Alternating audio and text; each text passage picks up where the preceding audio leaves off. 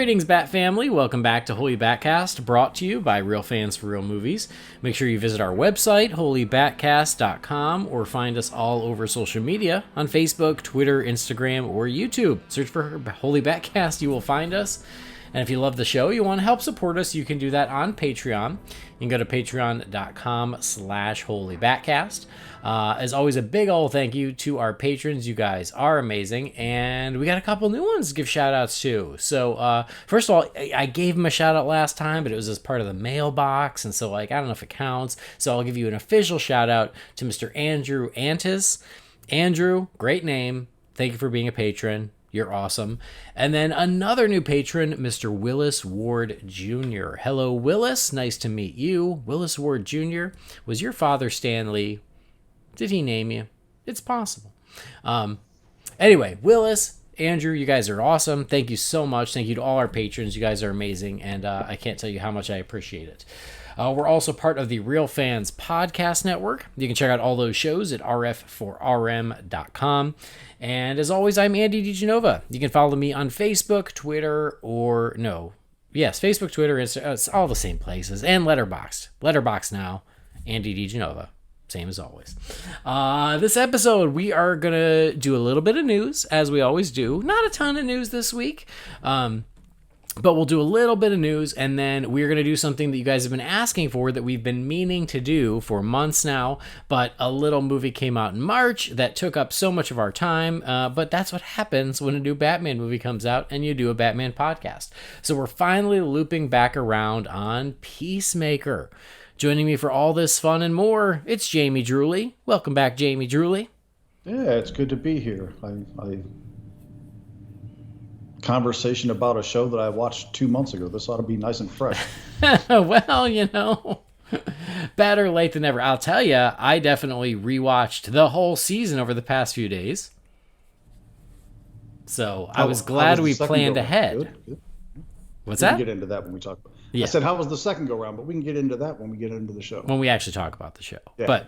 I did my homework. I rewatched all of season 1 over the matter of a couple days.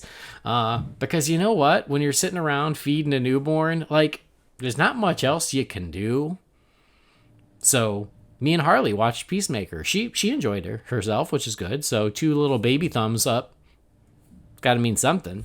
Yeah. She appreciated all the colorful language. I'm sure that we're already bad influences on her. But hey, if you can't be a bad influence, why have kids in the first place? I get it. All right. Before we talk about all that fun stuff, we got to talk, as always, about Manscaped, our sponsor, our pals over at manscaped.com. We are in the last, by the time you listen to this, it's May, I think. But we still got to give a shout out to April for Testicular Cancer Awareness Month. Guys, go to manscaped.com. Check out the Testicular Cancer Awareness page there to do some simple self-checks on yourself. And also make sure that you are healthy. If you make a purchase, you can donate a little something to the TCS. At the same time, peruse the store. See if there's anything there that shouts out to you, because there's a lot of great products. And if you use the promo code BATSCAPED, you get 20% off and free shipping. So go to manscaped.com. Check out their stuff. I'll tell you, I just got my package with my shampoo. It's the shampoo conditioner combo, the body wash, the deodorant, the lotion, and the lip balm. I think that was everything. Deodorant? I said that. Maybe I said that. Anyway, I tried it all out this morning, and my wife says I smell great, so she wouldn't lie, right? And I enjoyed it. It's all good stuff. She would be the authority, I would think. She would know. I was like, I don't know, do I smell good today? And she goes, well, you smell like you. I'm like, okay, I guess that's good. And then she smelled my hair. She's like, ooh, your hair smells really good. I'm like, okay, well then maybe that's it. So yeah, I did get all the additional grooming stuff because it was worth it. As I said on the last episode, it was already marked down on their website, and then by using Batscaped, I got the additional 20% off. So I got a whole big package of goodies for a pretty good price, all things considered. I don't know if that sale is still going, so don't quote me on that. But go check it out. Go to manscaped.com, get yourself a trimmer, get yourself the big old premium pack, or look at some of their new products. Again, like the shampoo conditioner combo and the deodorant and all that. It's all great quality stuff, and you can't beat the discount for 20% off, and you're supporting us in the meantime. So it's a win-win-win. Win-win-win? Yeah. and an extra win for your significant other or whatever. So wins all around. Manscaped.com. Use Batscaped for 20% off. We would appreciate it. So I was using mine, what is today? As we record, today's Thursday, Tuesday. And the battery finally died on my clippers, which I never charged it once I got it. I just used it as it came out of the package. So what are we talking about? Oh, you never even plugged it in to begin with? Oh, no. Okay. No. I'd never even taken the charger out of the bag. And I only say this because not only does that battery apparently last forever, and I don't even know if they sent it out with a full charge or how much charge was left on it when I started, using it. But I was halfway done and kind of looking like I was going to film some weird body horror film. Oh, God. And visuals. I thought, okay, I guess we're going to find out, or I have to hide myself for like a day while this thing charges up. I had that thing plugged in for about 3 minutes and was able to finish my work. Hey, and the battery all right. was okay. And then, I left it plugged for the full charge. So not only does the battery last forever, it charges really freaking fast. That's amazing. So I got to tell you, of all the new products I did try out today, the only thing I did not try out was the lip balm. That's because it's still warm and humid in Florida, so chapped lips is not as big an issue. But I've got it right here. Can you hear that? So I'm just going to do real time. I'm just going to open this right now amongst friends because I'm very curious as to... Well, what flavor they got? That's what I'm looking at. I'm like, are they all the same? Because it comes with 3 different tubes of it, but they all look to be identical. Okay. So I think you get 3 of the same. If they're different flavors or... it doesn't say it. I can't tell. But I'm going to open one right now. I'm curious what it smells like. It's an it just smells like thing. kind of minty and fresh. Okay. Yeah. It's like a nice mild minty freshness. And I'm going to put some on right now so I can have some nice voluptuous lips for my podcasting. Yeah. All right. I can dig it. Yeah. It's kind of like a nice minty flavor and scent. I dig it. All right. Look at that. Real time. Opening the lip balm. Boom.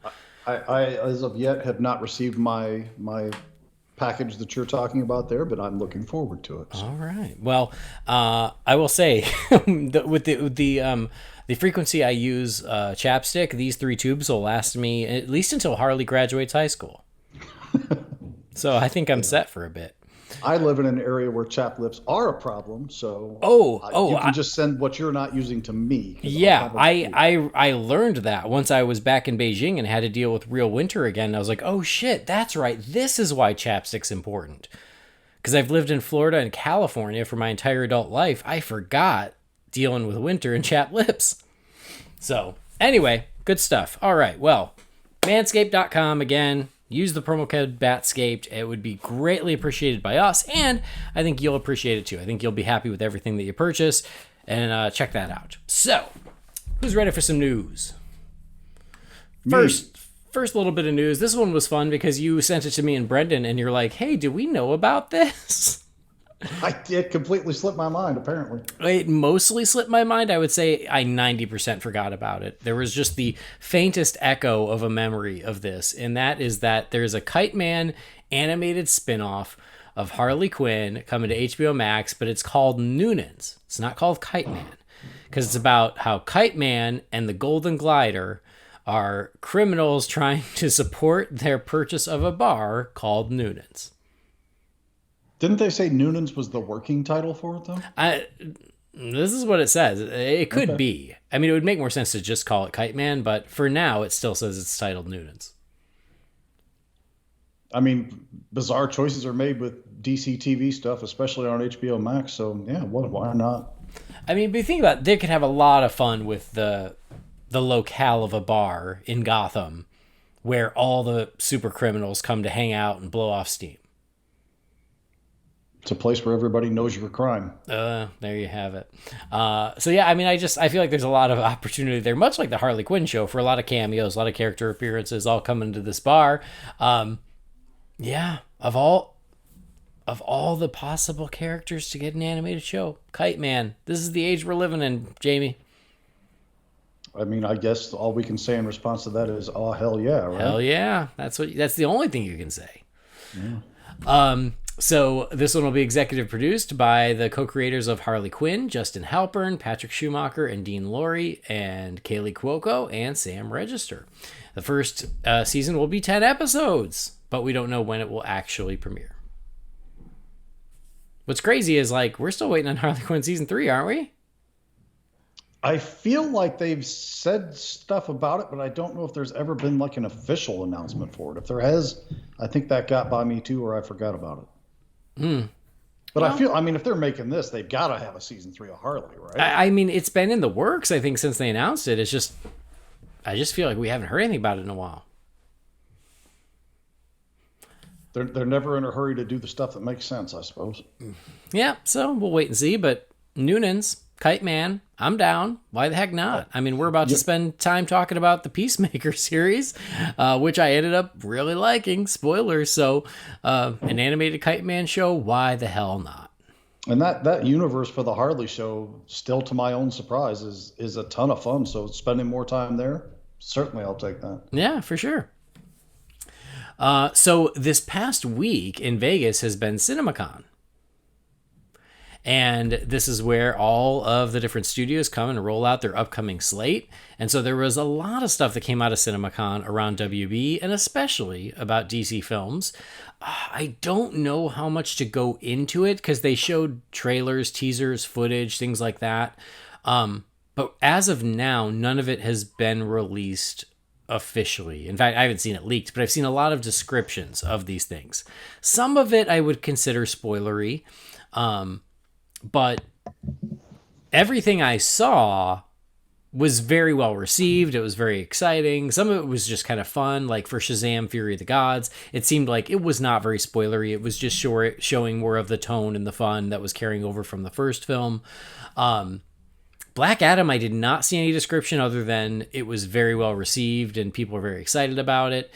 There has been in-depth description about what they saw from The Flash. And that is what I would consider the most spoilery. Have you seen some of this stuff? Not one lick of it. The only thing I saw come out of Cinemacon was somebody giving descriptions of the Halloween Ends trailer. Oh, see, I've not seen that yet. But I definitely saw the descriptions of the Cinemacon stuff for DC. It all sounds really good. Again, it sounds like it was all very well received, very exciting. Interesting that they showed stuff for The Flash, even though that's not coming out for over a year. But if it's ready, why the heck not? You know, Lord knows that movie could use some good press. So yeah, I didn't want to like go over all the descriptions because again, like just in case people consider it spoilery, I don't want to spoil anything. The stuff is out there. I think the bottom line is it's exciting. There's cool stuff. There was definitely some cool Batman stuff shared in the Flash footage. Nothing that. Some of the stuff that we already know, obviously, you know, there were glimpses of Affleck as Batman. There were glimpses of Keaton as Batman, things like that. So all of that is really exciting. And then some things with the Flash himself. But then there was, you know, one reveal that has been heavily rumored that, again, I just in case for anybody who's staying fresh, I'm not going to mention. But cool stuff. I just wish some of this stuff would be released officially because then we could talk about it because then it would be an official trailer and we could dive into it. I don't know. I just don't know where I draw the line on spoilers anymore. And I'd rather err on the side of like, just in case people don't want to know. Yeah, I get that. But at the same time, these are things that they put out to hype people up, but then they just let it lay in the weeds. They don't use it to hype up. You know, I don't know how big of an event Cinemacon even is. Is it? I mean, it's obviously not SDCC or anything, so. I mean, it's big enough that they bring exclusive footage. So that's... Is that going on like this week? Yeah. Or was it last week? Because this week. The NFL draft is taking place tonight, so I can't imagine what a mess Vegas must be right now. Yeah, it's this week because some of this stuff, some of these descriptions hit in the last... again, much like a previous episode, we're recording a few days early because of plans this weekend. But yeah, a lot of the stuff just came out over the past couple days. So yeah, I think it's happening this week. And as you're listening to this, last week. So anyway, whenever this stuff is released, I think we will dive in a little deeper. But right now it's out there. I do think it's all very promising. It's very exciting. I'm excited for what I'm hearing and what I'm seeing. I'm into it. But one piece of news around that is because also shown at Cinemacon was our first glimpse, and trust me, it's DC related, we'll get there, is Avatar 2, which now has a title, Avatar: The Way of Water. The Way of Water is what? Duh. I've heard that. I don't remember. Someone very smart said that. Was it Ra's al Ghul? Yes, it was. Sorry. I was slow on the uptake there. It's okay. I'll give you a minute. So Avatar: The Way of Water, the Avatar sequels, those are those, much like you've been playing that game with the Flash of, I'll believe it when I see it.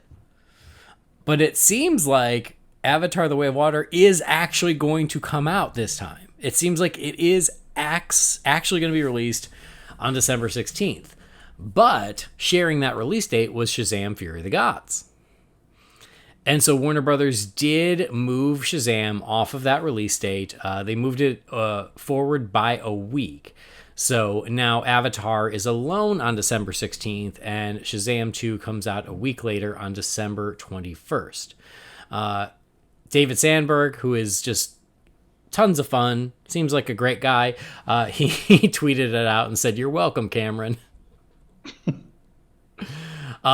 And so it makes sense. Get it off the Avatar release date and then release it the week of Christmas when there's plenty of movie-going dollars to go around, where Shazam can still do perfectly fine, even if Avatar is as big a hit as people expect it to be.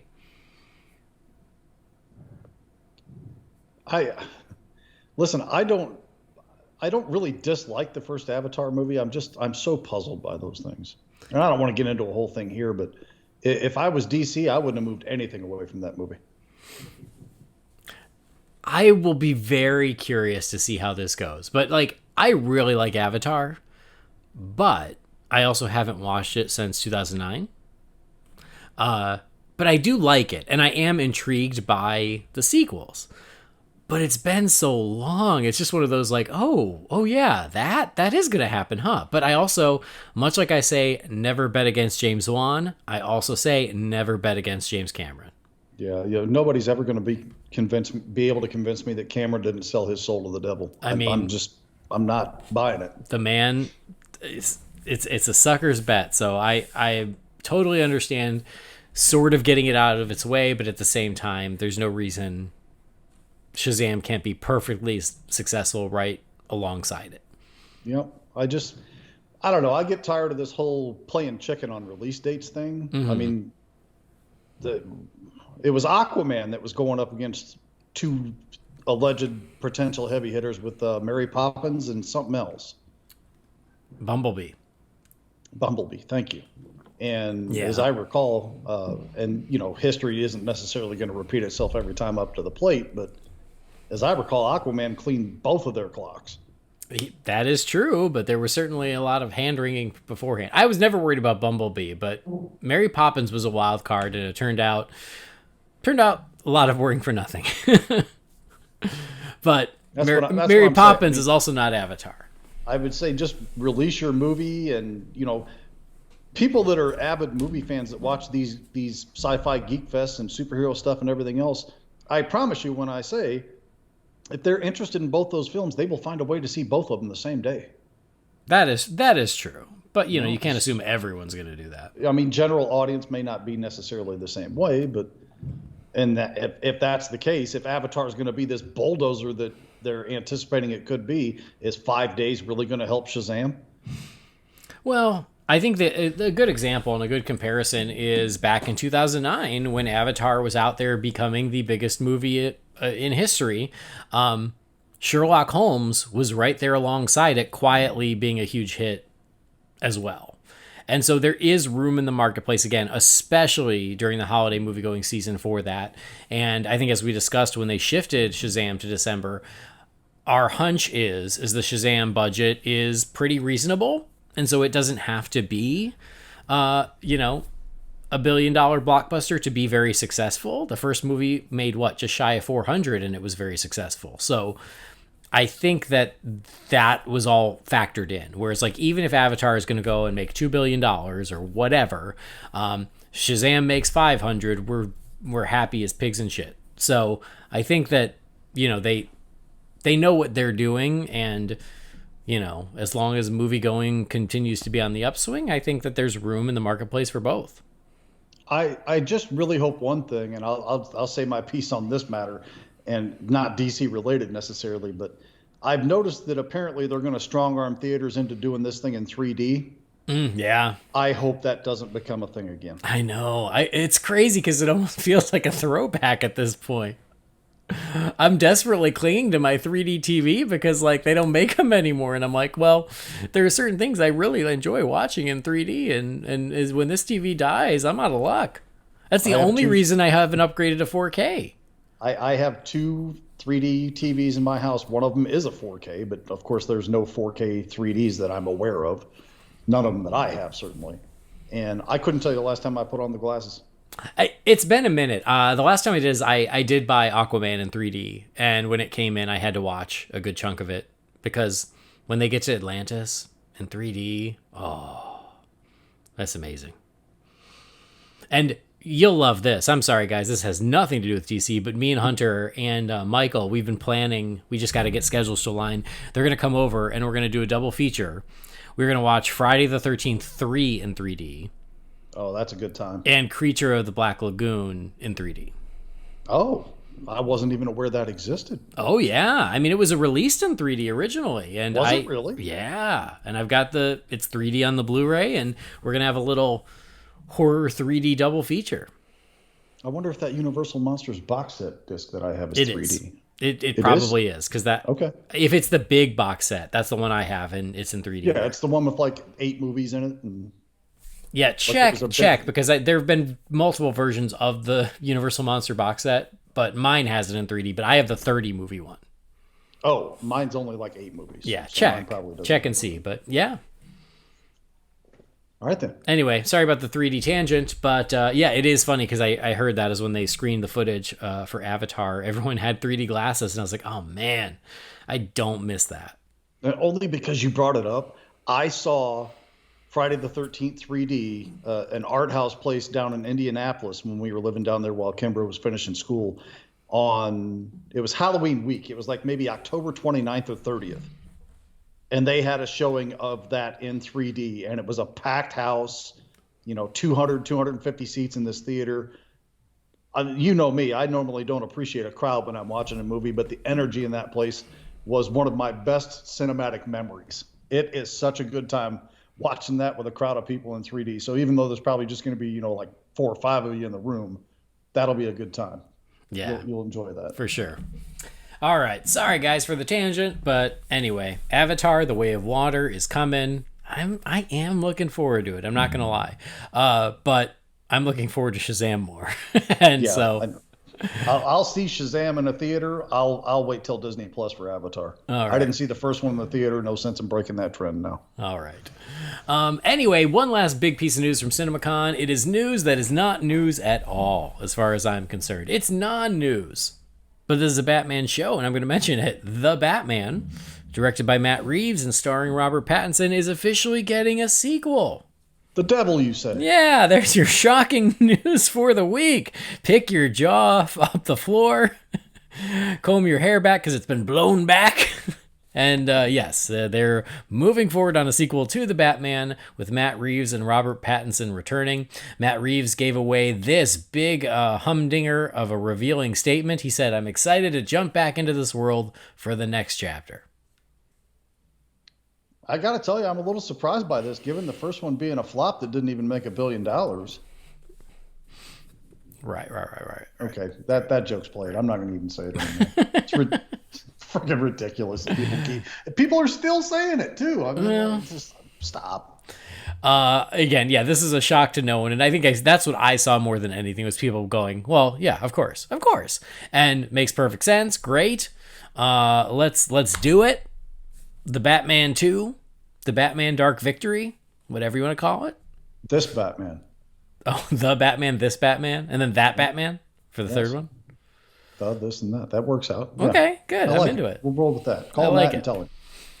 But anyway, good news nonetheless. Nice to hear it confirmed. Be interesting to see what the timeline is on this. Like, is Matt Reeves going to take a bat break and do another movie and then come back to Batman like Nolan did? Or is he ready to keep rolling and go right into the next one? Don't know. I don't feel like they haven't really said, but we shall see. I mean, he was pretty on top of doing the 2 Apes movies pretty sequentially, so I wouldn't be surprised if that's how he rolls with this too. Yeah, I guess that's true. Yeah, I don't remember him doing anything in between the 2 Apes movies, so yeah. And those took up a lot of time, given all the post-production and special effects things they had to do. So this one probably not so much, but still. And honestly, this news was so unsurprising. Literally, when I read it, I thought to myself, didn't we know this already? But I guess not. We did, just not officially. Yeah, I guess. So that's the difference. Well, then I'm going to ask you this, because this has been the conversation on Twitter over the past 2 days after this was announced. Which villain would you like to see in the sequel to The Batman? Other than the ones that we've already established, you mean? Yes. Like, let's assume that the 4 we've already met will play into the sequel in some way or another. Let's assume. But he's going to introduce another big bad. You get to pick who it is. I feel like Scarecrow's one that gets tossed around a lot. And I feel like Scarecrow would work in what has been established so far in Reeves' Batverse. But I wouldn't be mad at him trying Bane either, as long as it's... Look, I love Dark Knight Rises, and I love Bane, and I love Tom Hardy as Bane in that movie, but I would not be opposed to somebody trying to do Bane more like what Bane really is in the comics. Okay. And not to say there's anything wrong with the way Bane was presented in the Nolan trilogy. I just, from Santa Prisca, Hispanic origins, the Venom, the whole thing. I wouldn't mind somebody taking a crack at that. Okay. I think my answer is it's one that many of the fans have been asking for, so it's not original. Mr. Freeze, I'm just gonna say, he's well overdue for a cinematic redemption. So I would like to see that if Reeves will commit to Mr. Freeze really being Mr. Freeze. So that's my hope. That's the whole thing. I was trying to pick somebody who would fit in the universe as already established, instead of trying to shoehorn somebody in there that maybe isn't going to fit the sensibilities of the film and still serve justice to the character. Yeah. And I also seen a lot of fans crying for the Court of Owls, and I wouldn't be opposed to it. I do think that the Court of Owls could very easily fit into Reeves's Bat world. Maybe this is a hot take. I just would much prefer some of the other Rogues Gallery before the Court of Owls. I like the Court of Owls. I do like them, but I just get much more excited about some of the more classic villains, like a Scarecrow or a Mr. Freeze or a Poison Ivy, someone like that, than the Court of Owls. And maybe that's an unpopular opinion. I wouldn't be mad at Court of Owls. My preference goes to some of the other ones. I fully agree with you on that. Court of Owls, it's an interesting concept. I like the idea, I think, more than I like the actual execution in that story. I mean, I know people out there, it's their favorite Batman story ever. Eric and Joe just did a Fire Rises podcast about the 10th anniversary of that story. And, they're both crazy about that story, and God bless them, more power to them. I'm simply just not that, head over heels about that story. Yeah. But the characters and the concept, I think, are interesting enough and could work in a cinematic universe. But the other side to that for me is, are we just going to have the corruption of Gotham's interior be the recurring theme through every one of these movies, or are we going to try something different next time? Yeah. Because you obviously have to deal with infrastructure, corruption, whatever, in Gotham to have the Court of Owls fit in the way that they were presented in their, comic debut or what have you. Mm-hmm. Yeah. No, I think that is fair as well. And then I do think also you introduce Harvey Dent, because they killed the DA in the first film. But just let him be Harvey Dent for this next film. I don't think there's a need to rush to Two-Face. I like the idea of using a whole film where he is just Harvey Dent. And that allows you to bring him in, but also introduce another villain or villains or whatever. And then, again, we all hope that this is an ongoing series and it's not just a trilogy. So that way there's room to get him to Two-Face later. Here's an idea for you. You load up these villains, three villains in every movie, and by the time, say, the third or fourth movie rolls around, Batman's got them all locked up. Joker never gets out. Joker's just staying put right where he's at. Riddler stays put right where he's at. But after Batman gets half a dozen or whatever more in there with them, they have the plot to bust out, and then he's got to deal with everybody in that last movie. Mm-hmm. Yeah. Monster mash. I mean, villain mash. Haven't we all been asking for that kind of a Batman movie for years anyway? Mm-hmm. So yeah, I'd buy that for $1. Groundwork's there, guys. Come on. Yeah, and to your point, especially if Reeves can fold in as many as he did. He folded in the 4 biggies in the first film. If he can continue doing that as the series progresses, you're right. By movie 3 or fingers crossed 4, yeah, you've got a whole army of supervillains that you can just unleash hell. And the potential for a Bat family to be there to help him deal with it. Well, we can hope. Fingers crossed. All right. Well, the Batman 2 it is coming, and we'll see what comes of it and as we get more news. That's all I got for news right now. Those are the biggest things happening right now. Always more to discuss, and I'm sure that will be discussed later, but we want to finally get back around to the Peacemaker. So here we go. You guys have been asking for it. We do apologize for the delay. Again, it was just the timing of when this show came out, and then with the baby, and then with the Batman release. It's just something that we had to kind of get shuffled off, but it's finally time. We're finally making good. So it's time for Jamie and I to dive into season 1 of Peacemaker. Do you really want to taste it?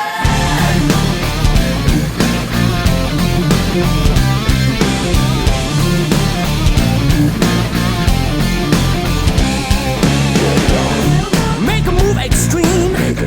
Shortcut to your dreams. Float straight to the stars on that flying thing.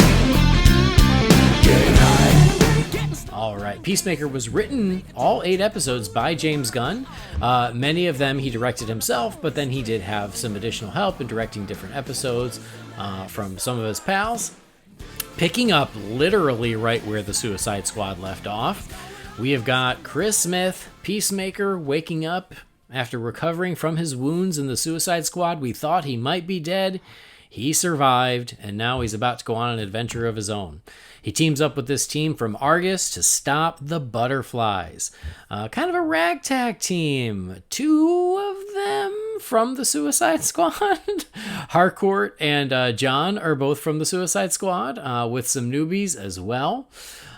So Leota Adebayo is the new character. She's sort of, I think, our audience surrogate character because she's the new one to the team, and so we learn things as she learns things. We've got Freddie Stroma as Vigilante, also a new character. Myrn is the leader of the group. And then, like I said, Harcourt and John Economos, they were both working in that control room in the Suicide Squad, and they consider this their punishment to now have to go on this mission with Peacemaker after they had a little bit of a mutiny in the film. And then we've also got Robert Patrick as arguably one of the most despicable villains I think I've ever seen in a comic book anything. Wow, what a bastard this guy is, but played very well by Robert Patrick. So again, it was 8 episodes. It started on January 13th, and we are going to speak freely. I'm not even going to bother with spoiler warning. You guys have probably already seen it by now, but I do want to get Jamie's overall thoughts on season 1 of Peacemaker. We dropped little tidbits here and there as the show was going on and we were doing episodes. I'm truly surprised at how much I enjoyed this. And, just going back to one of my chief concerns going into it, number one, James Gunn is really hit and miss with me. Mm-hmm. Like there are things that Gunn has done that I really, truly, absolutely enjoy, and there's things that he does that I just utterly hate. And this came out of something that he did that I utterly hated. So I wasn't particularly high on the series going in, but I'll give it a shot and see what shakes out. I didn't figure I was going to like the Harley Quinn animated series. really enjoyed that and looking forward to more coming that way. My other big concern with this was John Cena, by all accounts, is apparently a wonderful human being. So I don't want to say anything disparaging about him, but my concern with him was, is he strong enough and charismatic enough to carry a show as the lead? And I'm very, very happy to say, yes, he is strong enough to carry that show as the lead. And in fact, I think he did such an impressive job that I'm definitely looking forward to what comes out of this next. Not everything in this show worked for me as far as, things that they tried or humorous bits in particular, but so much more worked than didn't that I am truly glad this show exists. Nice. Yeah, leading up to it, it's funny because, I liked the Suicide Squad. You did not. But I strangely wasn't in love with the Suicide Squad, which mostly I just was a shame, but I still liked it fine. But of all the characters in the Suicide Squad, I think I even said this, I'm like, the Peacemaker is not the one I wanted more of.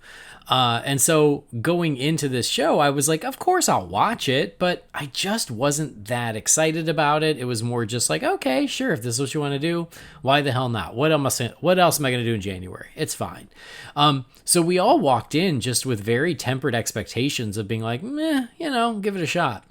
And I watched the first episode and I was like, oh yeah, that was pretty good. And it's one of those shows that I felt like I really liked more and more as each episode came, to the point where, and this is how I gauge how much I like any TV show, is do I say, oh, new Peacemaker today?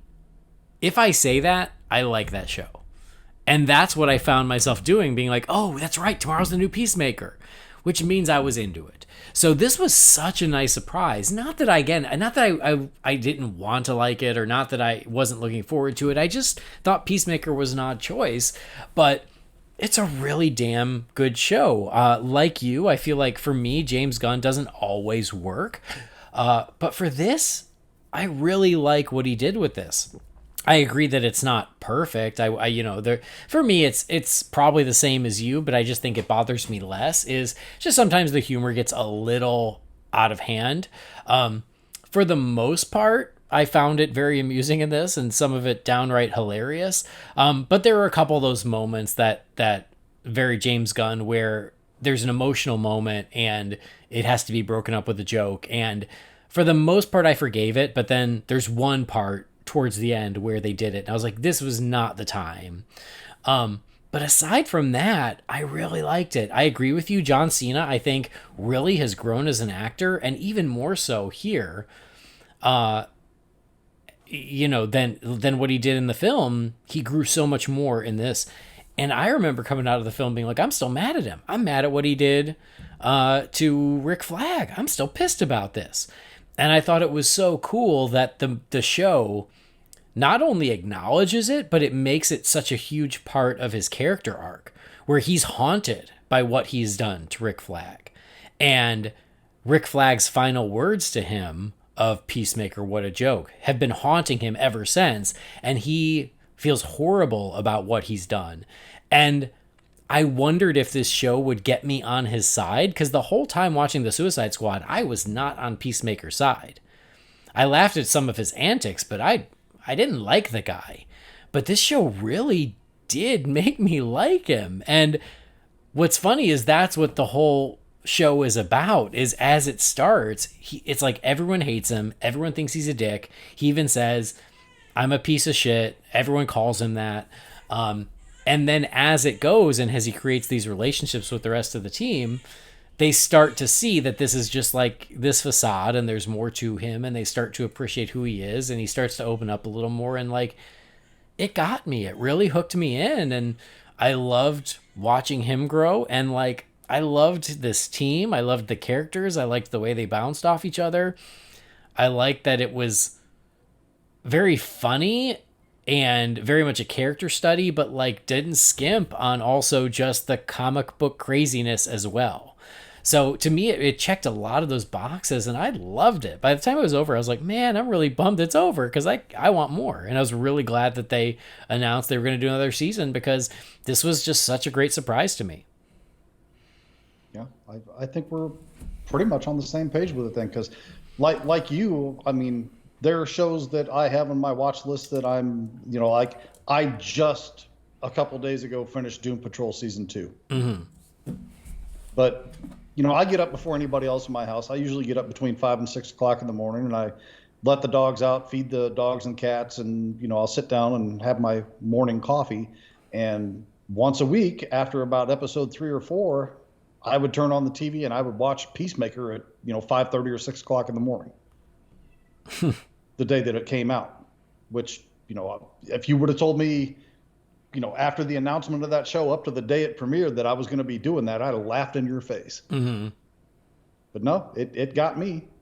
It got me right on its side pretty darn quick. Yeah. To get into it a little bit more, I was dying laughing the first 15 minutes of the first episode.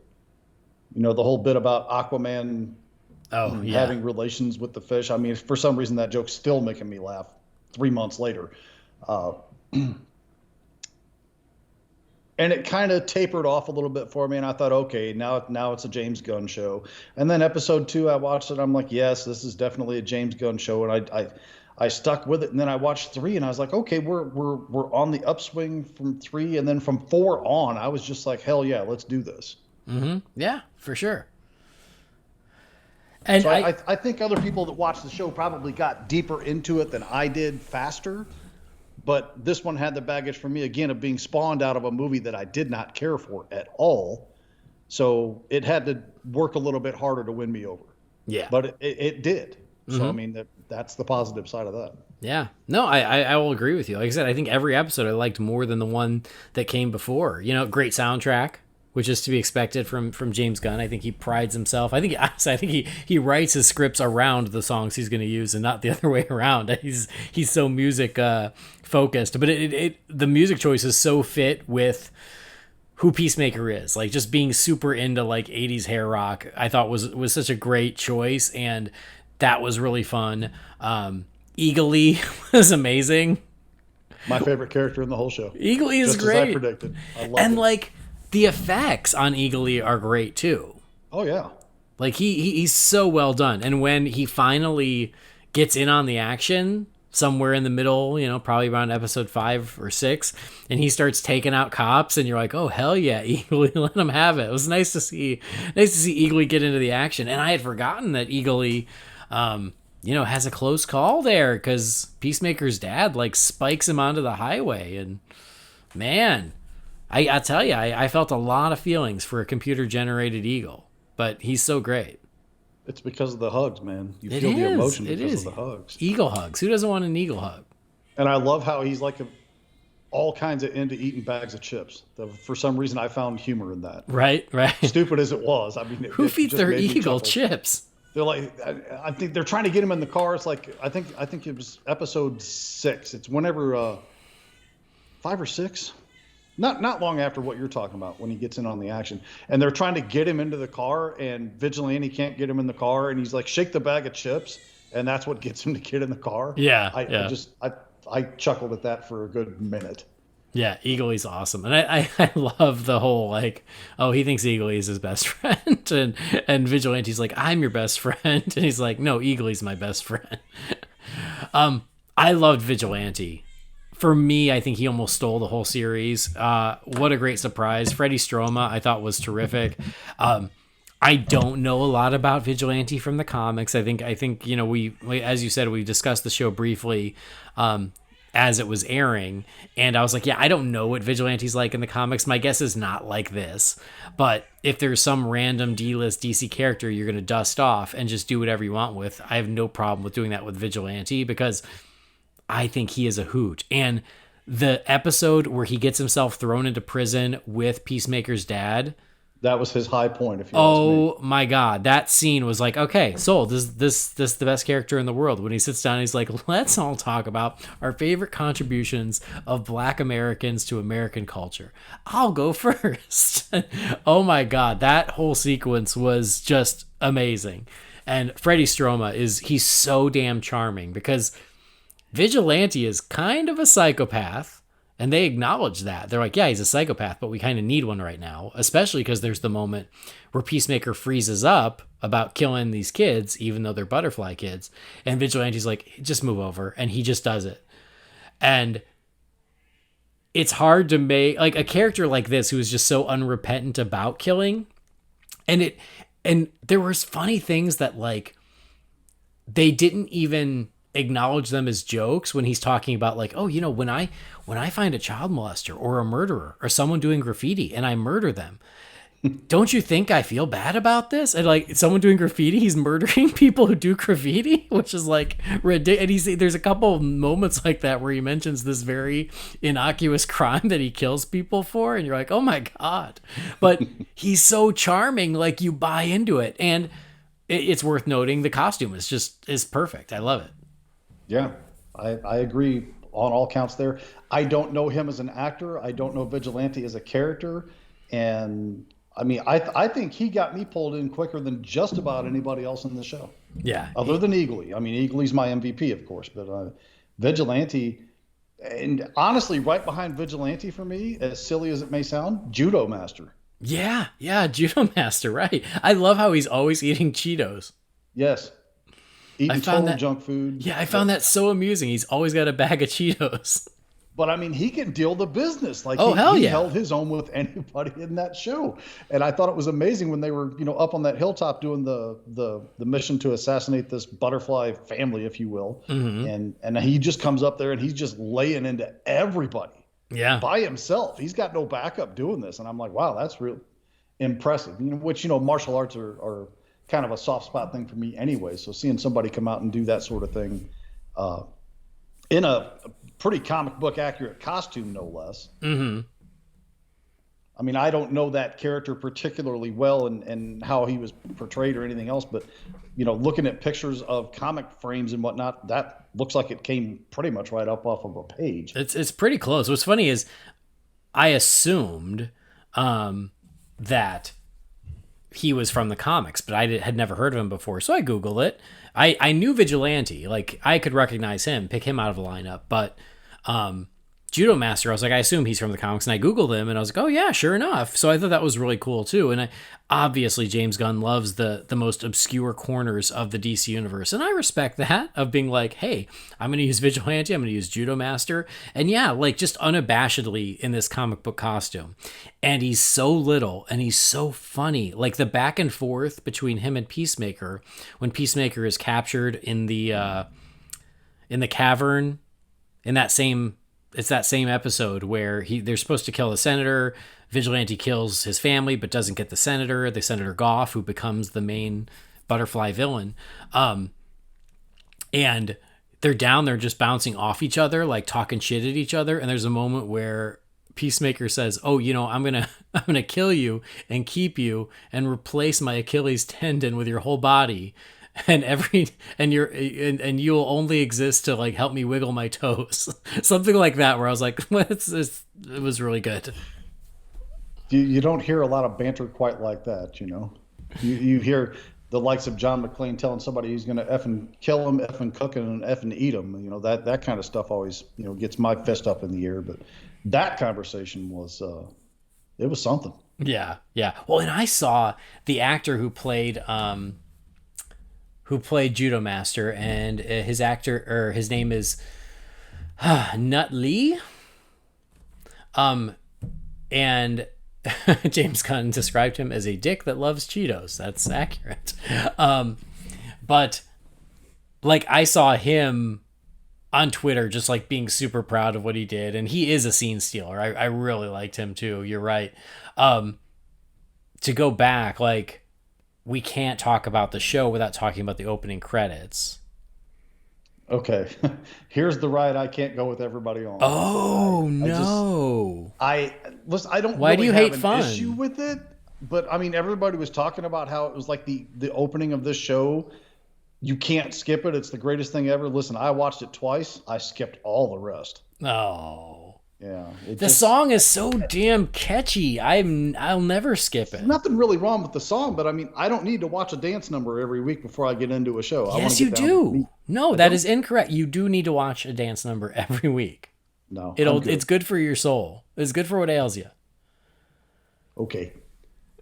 If all y'all were into that and that was your thing, great. But that's a ride I ain't going on with. That's fine. That's fine. I will say this is before I watched the first episode, because again, like that's how nonchalant I was about when the show was coming out, is I didn't watch it for a few days.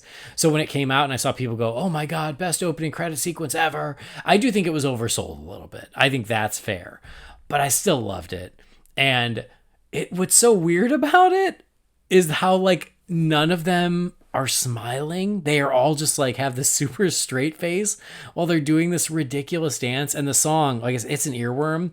Obviously, I'd never heard of it, and now I've been listening to it pretty regularly for the past couple of months. I sing it to Harley sometimes. And what's crazy, so the band Wigwam, they're not from the 80s. This song's from 2014. Really? Yeah. That explains why I didn't know it from my hair metal days. Exactly. I was like, how could I have never heard this song? It's because it's from, and it's European. It was sort of like this wigwam. I don't know anyway, they were like a European hair rock band that was like a throwback. And so I just appreciate James Gunn for introducing me to Do You Really Want to Taste It? Because I think it rocks. But did you break out your Faster Pussycat album after the House of Pain song was played in that episode? I did not. I did. Okay. I did, because I had that album. Yeah. Respect. I was very pleased with the inclusion of Firehouse. Firehouse was my jam when they were. All right then. All right. I was into all that hair metal, Motley Crue. Basically, the only hair metal thing I wasn't in, and this is going to get me off of everybody's Christmas card list. Kiss. I can't with Kiss. Y'all can keep that. But all the other stuff, yeah, I was way into it. All right. Yeah. So there was a lot of fun there. I like the opening credits. I love the song. It rocks. So I'm a big fan. I even love that, like, in the opening, they've got the old man, like the old neighbor come in dancing, and Robert Patrick. And again, speaking of Robert Patrick as Augie Smith, the White Dragon, like, Jesus, oh man, like I know that he's supposed to be the worst guy in the world. I know that, but like, I just as an actor, I couldn't imagine just saying the things that he said. Like, he's so awful. You just hate him so much, and he's just the worst. Robert Patrick, again, gives a great performance, but oh my God, talk about a hateable villain. But I will say, I love how they introduce him. I love how they give us that window into his relationship with his son. And oh my God, if you're not on Peacemaker's side when he sits down to have dinner with his dad, like, you immediately make a guy like John Cena into the underdog when he is sitting there and just being completely dehumanized by his father. Mm-hmm. And then the fact that, his father, the way it progresses, and he eventually like suits up into this really badass supervillain costume so they can have this big final blowout. Like, I loved how it worked, but then again, he's truly a supervillain. And when he comes with his army of white supremacists and we have this big battle, and at a certain point, John Economos, he comes in and he just mows them all down with a machine gun. Like, if you want us to root for mowing down a whole crowd of people with a machine gun, make them KKK members. That's a very easy way of doing it. So yeah, I just think that, like, what a great villain, what a great setup, and like, again, immediately just makes you sympathetic to Peacemaker. So Robert Patrick, going even back to the T2 days, I've always really, really liked the guy. I mean, he always gives his all in any performance he gives. Like, if you've ever seen the movie Striptease with Demi Moore. Oh God, yeah, I forgot he was in that. He was such a seedy bastard. That's right. This almost feels like the old man version of his character from Striptease, which to me was kind of funny. But listen.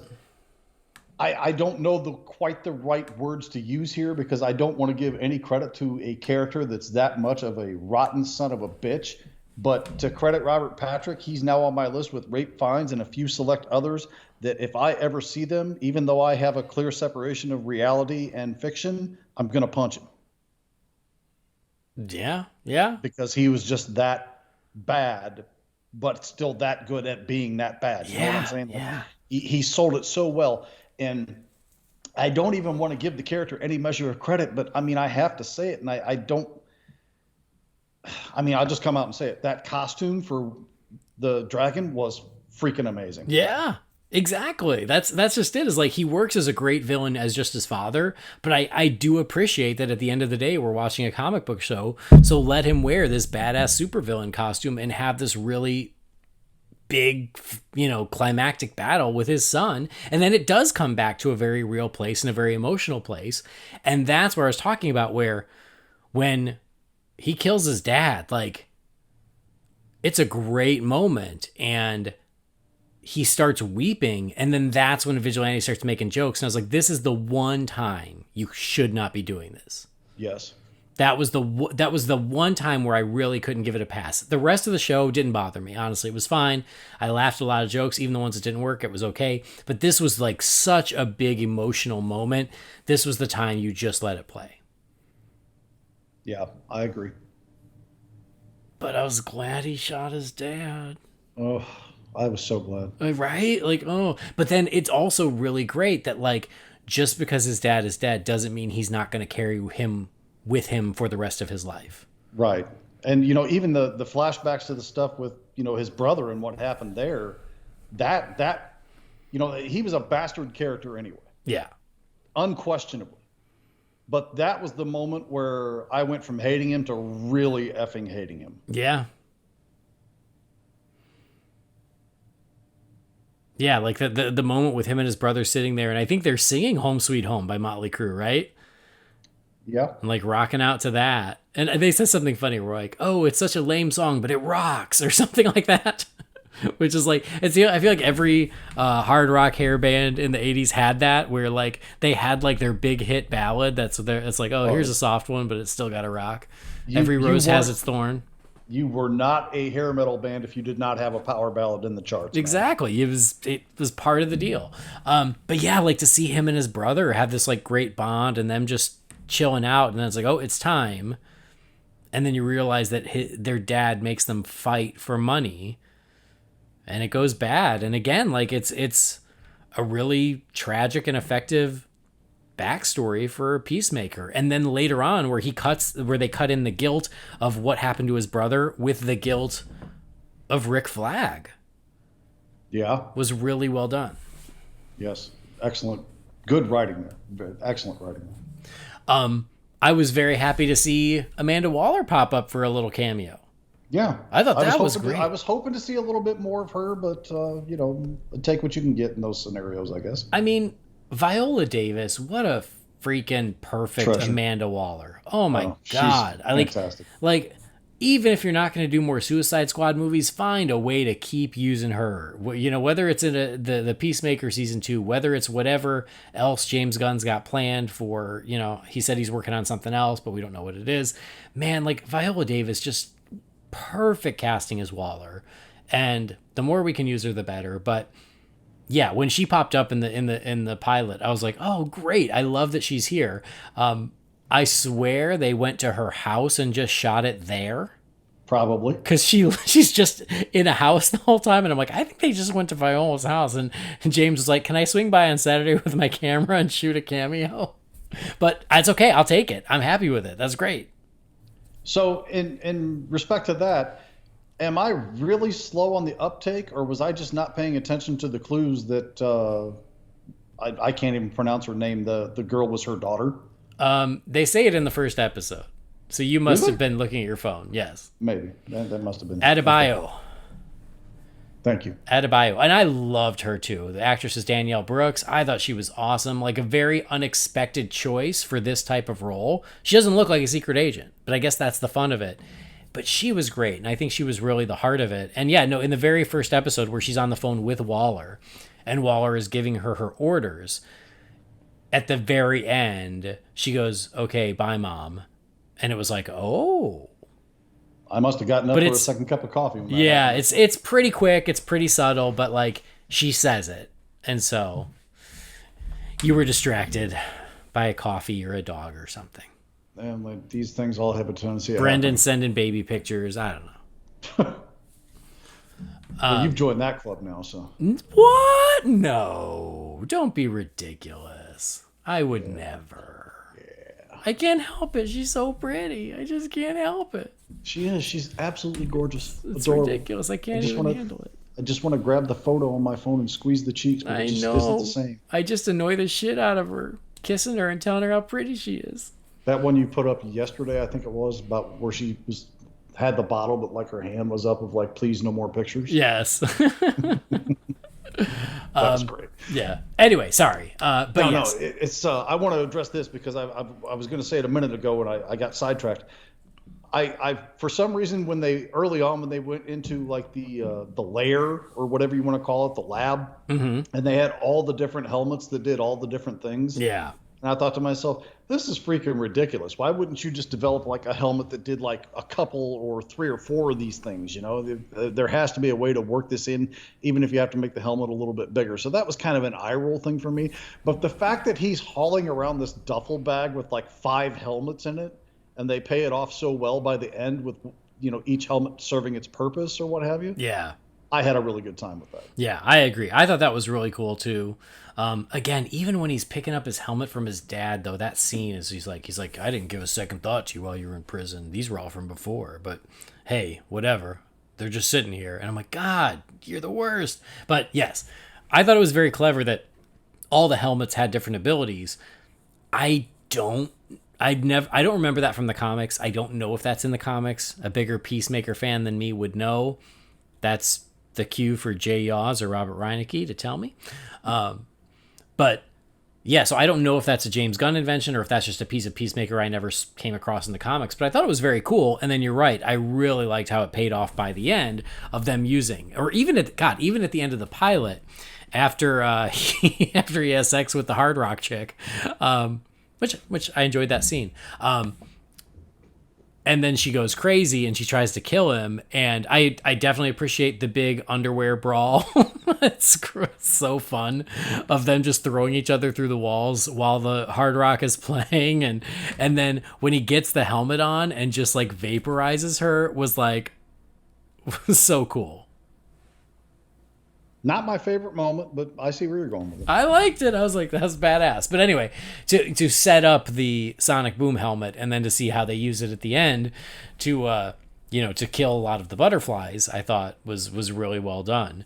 And my brain, I'm like, oh no, like they killed his dad. His dad's the only one who could build these helmets. I'm like, oh shit, like what does that mean for season 2? It's like, well, he's working with Argus. I'm sure there's someone there who can make helmets, so it's probably fine. If they address the thing that I just said in season 2 about how about a helmet that does more than one thing, I'll be very pleasantly pleased. All right, nice. I got to also give a shout out to the cops. Sophie Song and Larry Fitzgibbon. The actors are Annie Chang and Lachlan Monroe. I love Lachlan Monroe. This is a guy who I always smile whenever I see him. I don't know that guy's name, but I recognized his face immediately, and I was like, oh, that guy. Yeah, exactly. These two, like, I think so underappreciated. First of all, they're both super into it in the dance and the opening credits, and I give them credit for committing. But these could have been very thankless roles, and they're really fun to watch. They play off of each other really well. I loved how Detective Song would like bounce back like white racism to Robert Patrick. Like he'd call her chopsticks and she called him fork. Yes, oh God, exactly. I lost it when that happened. Exactly. Or he goes, Lucy Liu, and she's like, what? Because we're both Asians, the only Asian people you know. And then she's like, okay, Guy Fieri. So I love Guy Fieri, by the way. He's a Raiders fan. So I thought they were both really great. And as we were rewatching it, Catherine Even's like, oh, I'm really sad that they get taken over by the butterflies because I like them. And I'm like, me too. Like, I get sad too because they're both really good characters, but that's the way it goes. Yeah, I have to take my hat off to Gunn in one respect, and even going back to the Suicide Squad, like all of these weird, bizarre, dark corners of a universe that I know pretty well that I haven't even heard of some of these characters, and we're just assuming every single one of them is cannon fodder, and he turns these potentially thankless, bullet-taking roles and makes them characters that you like and actually care about. Yeah. That takes some skill. So, raise a drink to James Gunn on that, y'all. He's doing good work in that area. Even if I don't like all the choices he makes, the fact that the guy has the skill to make you care about characters that you don't know, don't care about, or haven't even heard of is a really impressive feat. Yeah. And to do it consistently, even more so. Oh, for sure. And then even, again, some of the roles that could be more thankless roles, like the cops, or the janitor or the old man who's the neighbor, like pretty small roles that, they're in a couple episodes, but like he even makes those roles entertaining unto themselves. Like I loved the old man bouncing off of Peacemaker. And when do you have a coterie of supervillains? Batman has a coterie of supervillains.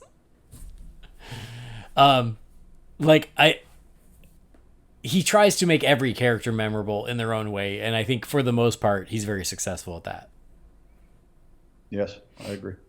I also got to give a little love to Harcourt, played by Jennifer Holland, because speaking of thankless roles, like she has to be the straight one. She has to be the straight woman.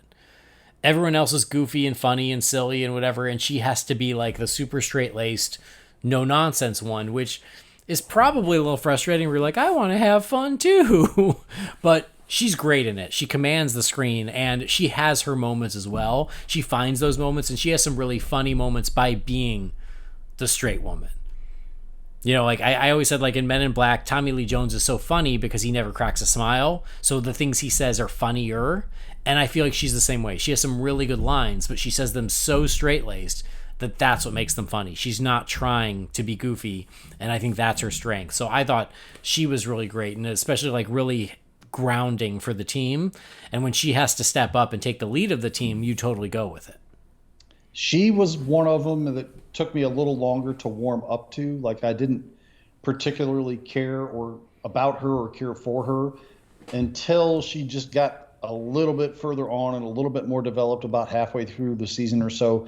And then I was just kind of like, okay, yeah, I can go with this. Because like at some point you feel like she's just going to be like a used as a romantic interest or it never felt quite right to me at first. But as it went on, she built up and became,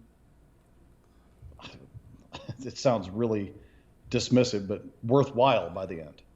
Mm-hmm. No, I get that because, and I think that's what it's meant to do is she does, she is the stick in the mud. She is the no nonsense one, and yeah, in that very first episode where Peacemaker hits on her at the bar and she's like, listen, like my only interest in you is because you can kill people for us. And that's it. And she starts to let down her guard as the season goes on. And in that process, we begin to like her more and more, but she's still never not who she is. She still remains consistent as a character, but I also am glad they didn't go the easy route of like making them fall in love, because they never quite go there. It's more just he earns more of her respect, and so she starts seeing him more as a person. So there's certainly, they develop a relationship that is not just the standard, oh, they fall in love and now they're together. That it never quite goes there, and I was glad, because that to me felt like the easy way. Exactly. Now I feel like that door's open if they want to use it, but they're not in a hurry to walk through it, and I'm okay with that. Yeah, for sure. Like when she finally gives him her name, stuff like that. Right. Yeah. So I thought she was really great in this too. But again, I thought overall everyone was really great in this. So and I think that's why I like the show so much, is they certainly got me on Peacemaker's side, but they also filled out this team with a lot of other great characters that I really had fun watching. That's what I was going to say. That was kind of fun. Is you remember after they go to the factory, where the factory is packaging up all of the food for the butterflies, and it's like a big action scene, and you know, they have a big explosion and there's a big fight, and eventually there's a gorilla, right? Yeah. And so they have this big gorilla fight, which is great. And the gorilla ends up on the business end of a chainsaw. Now, part of me feels really bad for the gorilla. But on the other side, it's also, they set up in the rules, much like with the Suicide Squad and Starro, they set up in the rules is that people, or I guess in this case gorillas, who've been taken over by butterflies, they're dead. Like they're not coming back. You can't pull the butterfly out and then they're okay. That's just not how it works. And that's not how it works for Starro. That's not how it worked here. So this way you kind of have to go, as they're tearing through all these butterflies, you have to go, no, there's no saving the people. At this point, they're only butterflies. And that's true for the gorilla too. So even though I was like, oh no, what did the gorilla do? I have to be okay with it. But anyway, yeah, this was John Economos's big moment, and he just milks the hell out of it for the next episode, where he's like, well, that time I killed that gorilla and saved all your asses. And like, oh wow, you're really you're extending your 15 minutes, aren't you?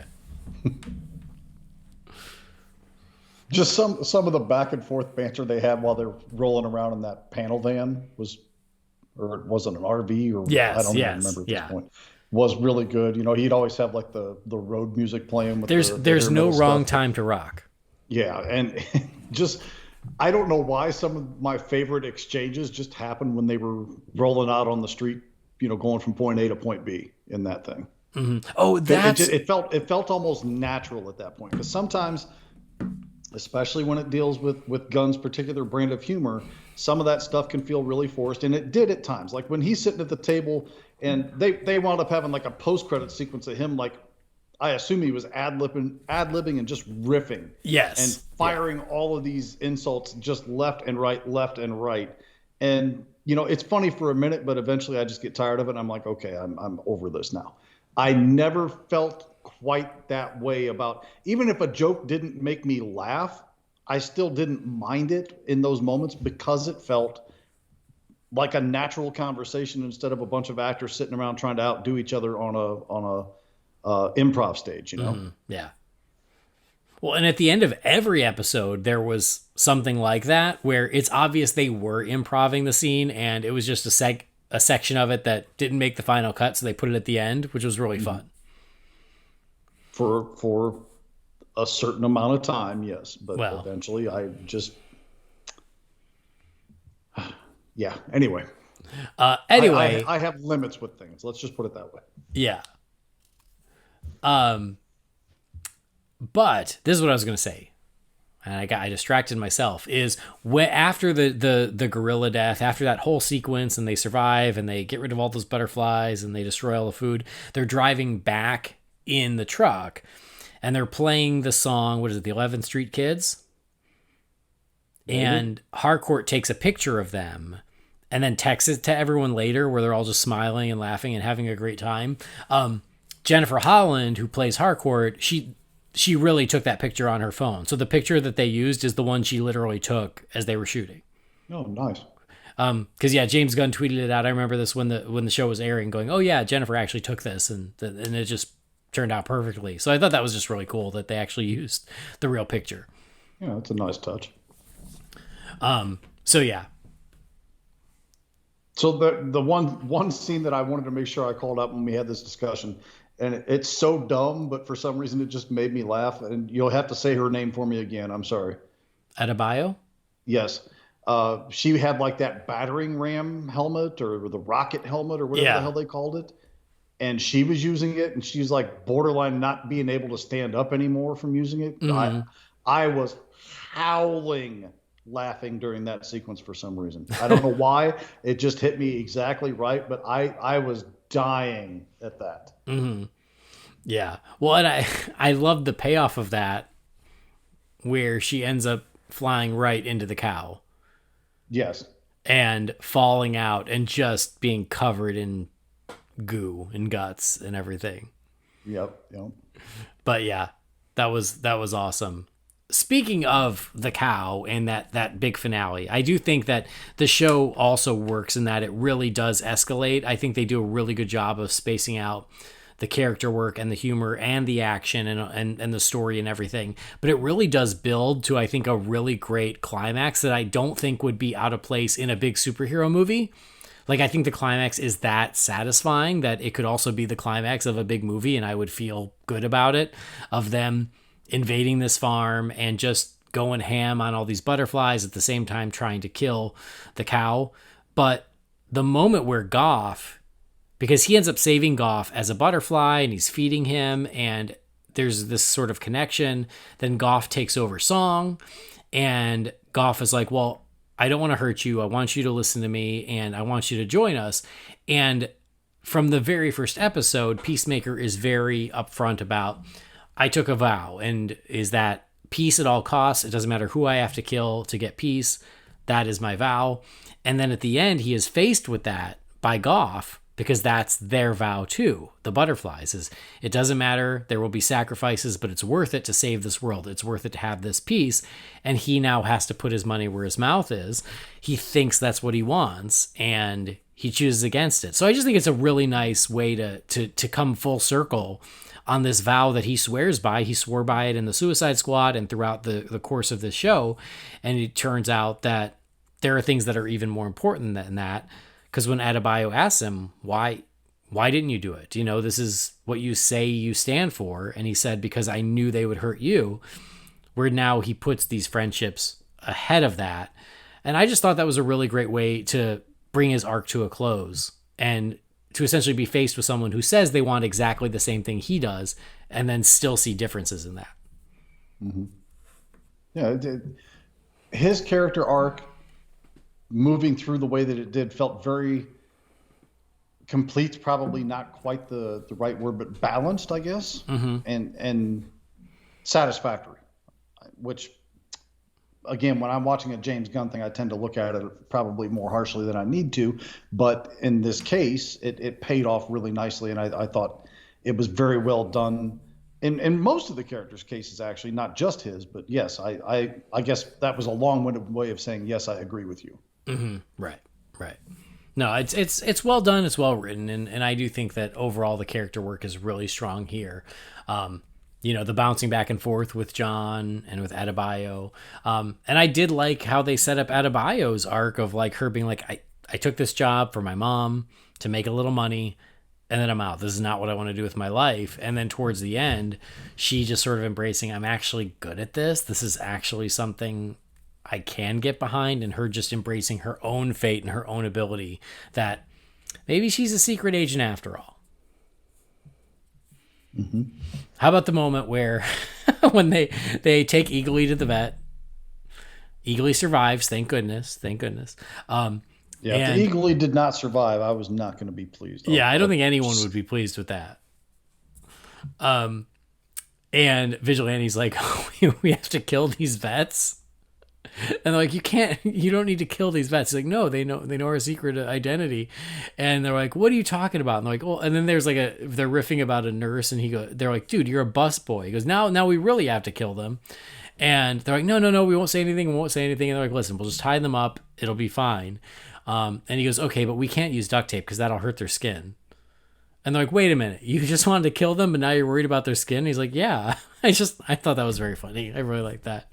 And the moment the moment where he gets kidnapped by the senator, it's earlier on, and they pull off his mask, and he's like making really weird facial expressions so they can't recognize his face. Yep. That was hysterical because the senator is essentially giving like this villain evil speech, and in the corner is Vigilante just making the most ridiculous faces in the world.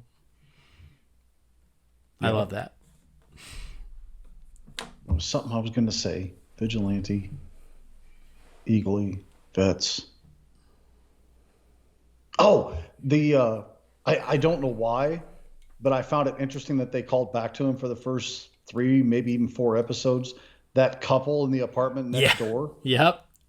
That was so stupid. Amber and Evan, who hate each other. So stupid. I know. And then Amber ends up having a threesome with Peacemaker and Vigilante. Yeah. But Vigilante kept his mask on. Got to keep that identity safe, man. Oh, that's what it was, because they were all laying around after having a threesome, and they're like passing a joint, and Vigilante goes, "I can't believe that's legal now. A couple of years ago, I'd have blown both of your faces off for smoking that." So I'm trying to think if there was anything else I want to get into other than the news that I woke up to the morning of the premiere of the final episode that said, you better stay the hell off of social media and watch this immediately because you don't want this ruined. Yeah, I feel like we can't forget to mention that. I mean, people wasted no time getting that stuff posted. I know that much. No. We were at the doctor's, and it was like 11 a.m., and people who I respect were posting screenshots. And I was not happy. Because literally, like, I woke up, and then we had to go to the doctor, and we're sitting there at the doctor's office, and there it was. I was like, you jerks.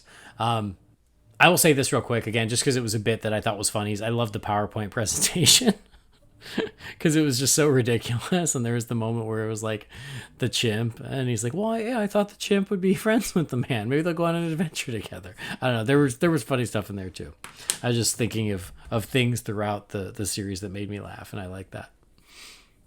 But anyway, you want to talk about the big finale surprise? Well, first of all, like I said, from about episode 4 on, I was watching this, day of premiere at 5:30 or 6 o'clock in the morning. But I woke up that morning and there was a notification on my phone. It was Brendan in our chat between the three of us that said that. And I'm thinking, okay, there's a big bomb they're going to drop somewhere in this episode. And at some point earlier in the episode, I think, again, you're going to have to say her name for me because I'm terrible at this. Adebayo.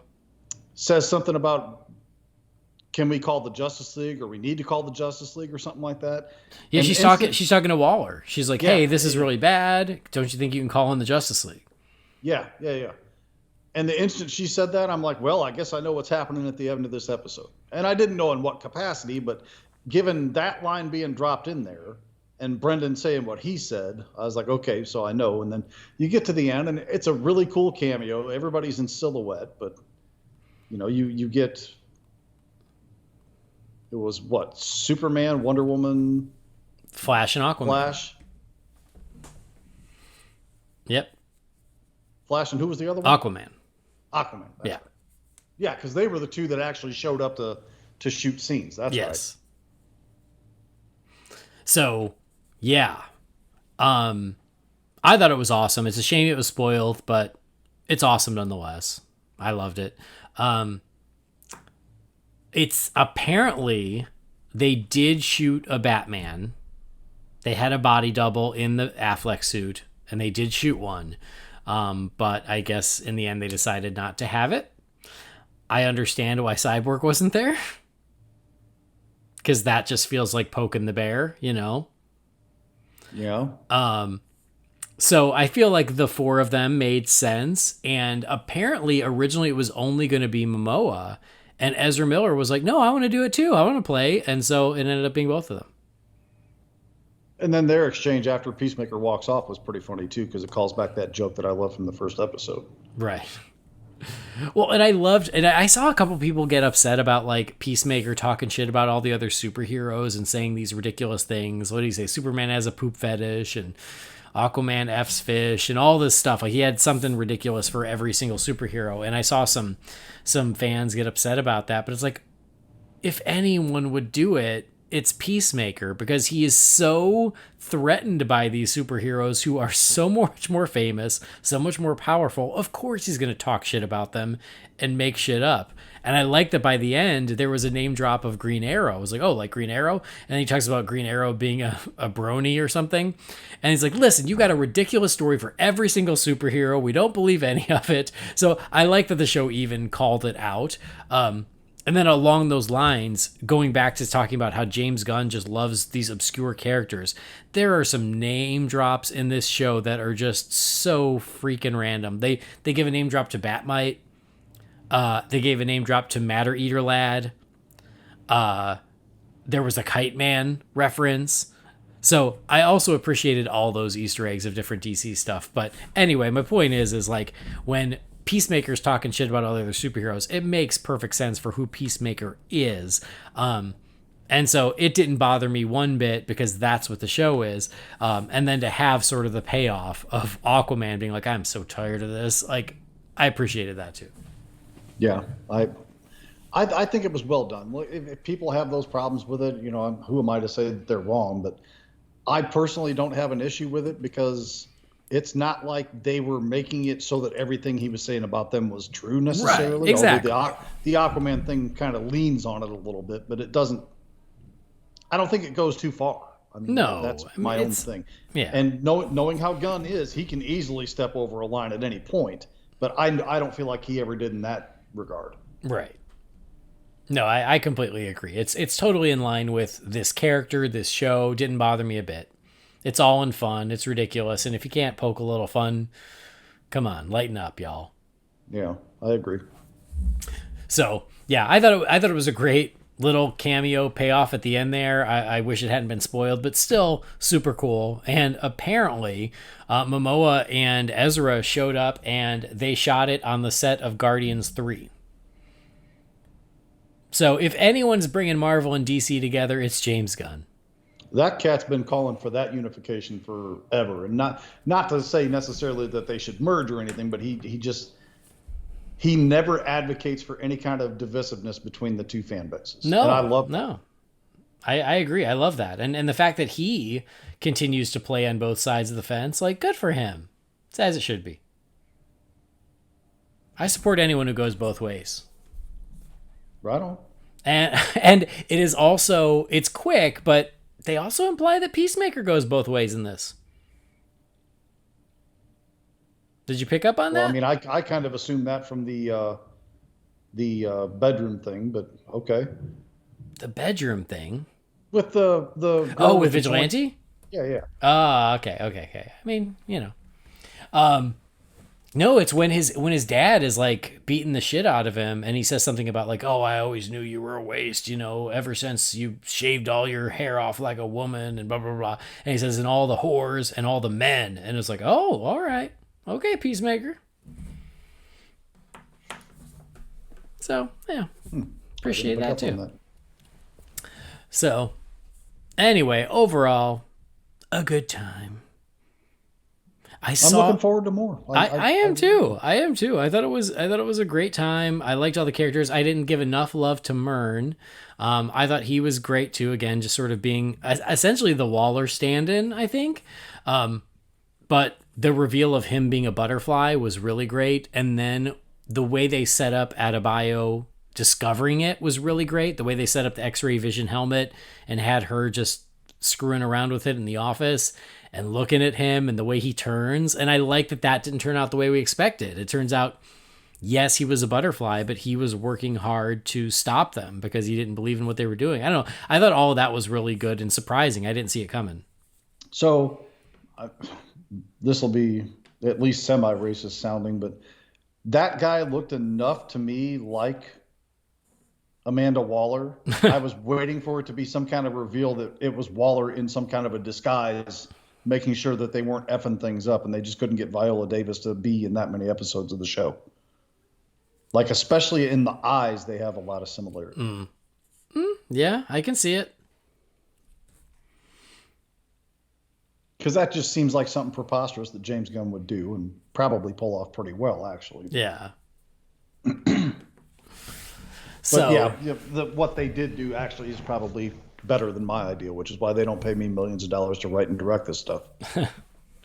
But anyway, when it ends, like I said, there's a big battle. Harcourt looks like she might not make it. She makes it through okay. And Adebayo, she outs her own mother on national TV talking about Task Force X and Amanda Waller and everything. So she goes out there and reveals it all. And Peacemaker gets to go home, and then the fact that he is sitting there and like everything is better, but then he sits there and he looks over and his dad is still right there with him.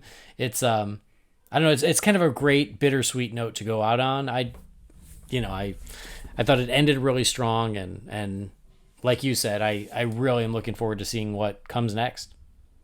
Agreed. And I never would have anticipated myself saying that after watching it. Yeah. Yep. All right, why don't we do some final thoughts and a letter grade, unless there's something that you thought of that you're going to kick yourself for not saying? Oh, I've been, probably about 10 minutes after we hang up, that'll come along. But I think I covered all the major ones I wanted to make sure were addressed. But for me, it's a balanced show. Like the drama works, the humor works, the action works. I mean, I think I'm most surprised about how balanced it is and how everything works in its own accord. And sometimes the boundaries maybe get crossed, like what you say in that moment where they had to break it up with a joke. It was the wrong time and not necessary. And I agree with that. It's not 100% perfect right along, but it's way better balanced than I would have anticipated. I just figured it was going to be a total shock fest for 8 episodes. I wasn't looking forward to it, and I'm pleased to say that I was dead wrong about my assumption. And I found it to be an enjoyable show. And again, very, very much looking forward to see what's coming next, because maybe next up will be what I anticipated this will be, or maybe it'll be the same, maybe it'll be better. I don't know, but I'll be anticipating it way more than I was this time around. I can tell you that much. Letter grade, it feels harsher than I mean it to be, but B+. All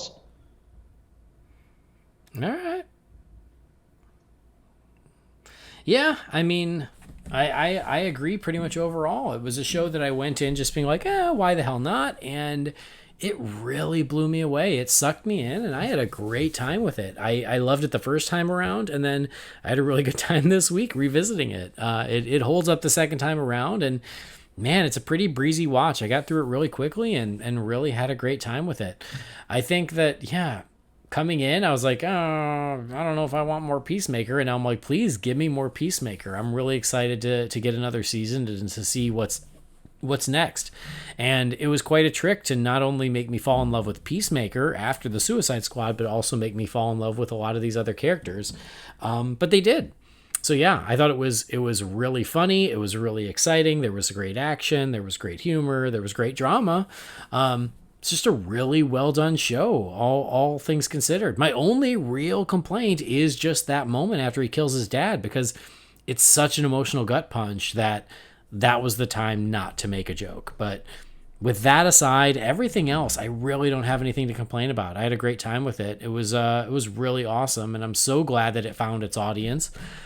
It's one of those that when it was airing, I remember seeing the reports every week that more and more people were watching, and I think by the end it was the #1 streaming show, which was great. So it was like the buzz just kept growing. So I'm really glad that the show was successful, because it deserved to be. I think it's an awesome show, and definitely worth it. I'm just going with a big ol' A.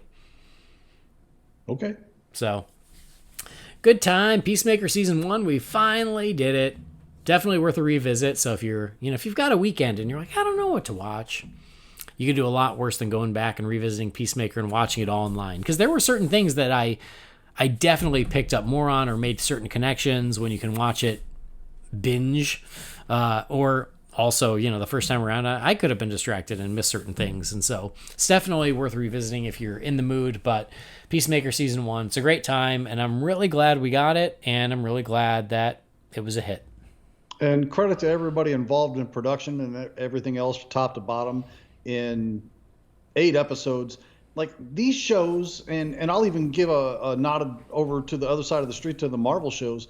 They're not overstaying their welcome right now. Like if they've got 6 episodes or 8 episodes worth of material, that's what they're giving you. They're not trying to stretch it into 10 or 12 or more at this point. Yeah. And I appreciate them respecting not only their own budgets and what have you, but the viewers' time as well. They know there's so much content right now. They need to do their business in a efficient way, and promote other stuff around it as well.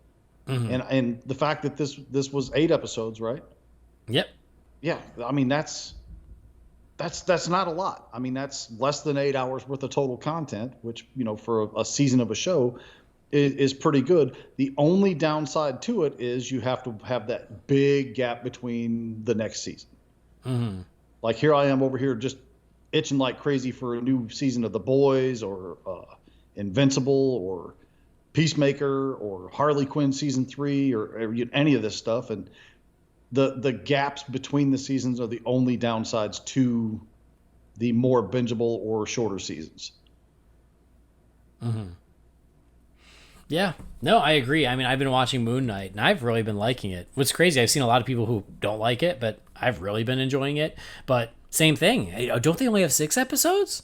Yes. And next week is the season finale. Yeah, next one's the season finale, but I've really dug it. And yeah, to your point, it feels like there's no filler. Peacemaker felt like there was no filler. Moon Knight does not feel like there's filler. And Hawkeye was only like 6 or 8 episodes, and that was a really good series too. I bet you'd like that one if you gave it a chance. I need it. Yeah, I missed it, but one of these days I'll get back around to it. Falcon and Winter Soldier I really like too. Anyway, that's getting into a whole other thing. But no, agreed all around. And yeah, 8 episodes, they flew by, really well done. And I'm so impressed that honestly that James Gunn found time for the Suicide Squad plus Peacemaker before jumping into Guardians 3. I really thought, this is one of those moments where I'll admit that I was wrong. I really thought that once Marvel rehired him for Guardians 3, that his DC stuff would just disappear. But he didn't. He was a man of his word. He committed and he made it, and I appreciate that. And he still wants to do more with DC, even though he continues to do stuff with Marvel. And I think that's awesome. I think he genuinely enjoys it. I think he's truly a fan that likes, the material and the characters and everything else, which usually bodes for a better product. Yeah. Guardians of the Galaxy Volume 2 aside. All right. Cool. So there you go. Peacemaker Season 1, a B+ and an A. Really, really awesome. But we're not ready to say goodbye to you fine folks, because you're not fine folks, you're fine feathered finks, and we're going to crack open the Wayne Manor mailbox. It's time again for the Wayne Manor mailbox.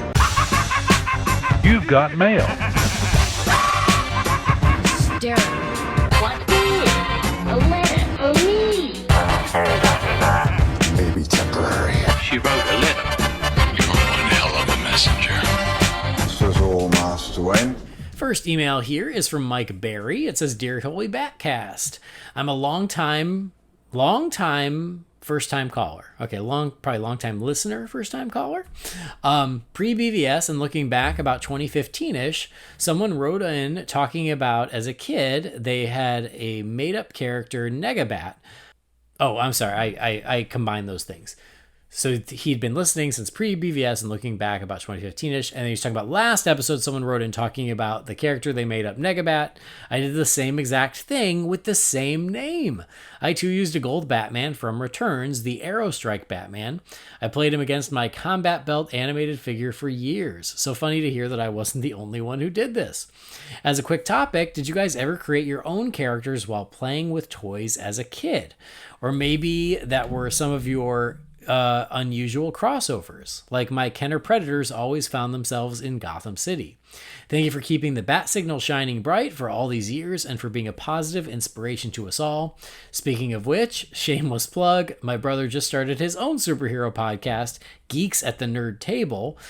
Please feel free to check them out. I plan to challenge my anxieties and write into the show more often. Again, thank you, Mike Barry. Thank you, Mike. And yeah, it's nothing scary. Just write in. It's fine.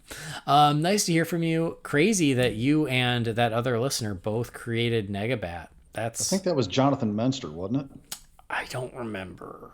I think it was. If I'm wrong about that, my apologies, but I think it was Jonathan that said that. Yeah, I can never be sure, which is why I don't say, because I don't want to be wrong. Okay. So as for playing with toys as a kid, did you ever create your own characters or do some unusual crossovers? Oh, I had all kinds of unusual crossovers. Usually it involved G.I. Joe characters, but the one that you'll appreciate, going back to my very young days of toys and action figures, I had Migos. Ah. And I had a Migo Robin that I dressed in the Migos Spider-Man outfit. Oh, my God. Yeah. Worlds are colliding, Jerry.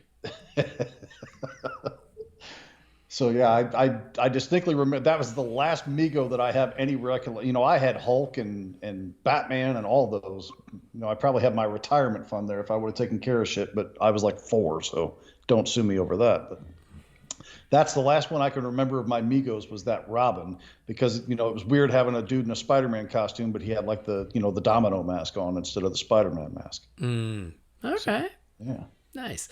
I can't think of any original characters I made up. It doesn't mean it didn't happen, but I can't think of any. I will say I had one of those little troll dolls, and actually I had a bunch of them, and they had different colored hair, and I like basically made them into a superhero team and gave them each superpowers. So I don't remember what the powers were, but I just remember going, oh, they each have different color hair. You know, it's like the Ninja Turtles or something. And so they should be superheroes. But I definitely remember having the Justice League fight the real Ghostbusters. That doesn't seem like much of a contest, but okay. Yeah. I'm with you. Yeah. Just because I had tons of toys of both. And so it was easy to cross them over. What's crazy though, is I had a bunch of DC toys and I had a bunch of Marvel toys, but I never crossed those over. Did you have the Secret Wars toys with Wolverine and Cap and Iron Man? I only had 1 or 2 of those. I had those were some cool figures. Oh, they were. I agree. I loved them. But I had, like, remember at Toy Biz after Batman 89, they did a whole bunch of DC superheroes, and then they jumped over and did a bunch of Marvel superheroes. I had both sets of both of those. Were they the ones that did that early run of the X-Men figures? Yes. Okay, yes, I had that. I still have some of those, actually. Yeah, me too. I'm sure they're somewhere. I just need to find them. All right, next message is our pal Stuart from Guernsey. It says, hey guys, seeing that this year marks the 30th anniversary of Batman the Animated Series, do you have any plans to celebrate it? I know you've touched on many things over the years and even dedicated many shows to certain aspects of it, but I think it would be really cool if you just talked about anything that involves it for the whole show, from your earliest memories, favorite moments, toys, comics, the shows that came out of it, etc. Just a fun episode celebrating all things Batman the Animated Series. Anyway, thought I'd throw it out there, see what you think. I hope you're doing well. Thanks, Stuart. Thanks, Stuart. You know, Brendan pitched us an idea on something we could do to celebrate the animated series. I like your idea as well, so we will discuss offline. But I think it's a good call. We should do something to celebrate 30 years of Batman the Animated Series. Oh, while we're on the subject, I got a tweet early this morning. I'm sorry, I don't have my phone within reach right now, or I'd tell you who sent me the tweet. The action figures of the Justice League Unlimited from that Batman Beyond episode we did last week, exist. Do they? That's cool. They're all in 3-packs except for Superman. Oh, well, that's fun. So you have to get like Batman Beyond with Aquagirl and Micron, and then there's another one with Warhawk, and it just, you know what I'm saying, like the variety 3-packs, and then Superman is just his own figure in there. Oh, that's cool. Please believe my ass will be on eBay when I have some extra money hunting those down. That's awesome. Well, there we go.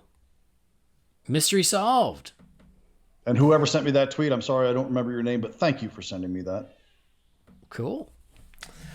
All right, let's move forward. Next message is from Cam Stewart. It says, what's up, guys? I have a question about Watchmen.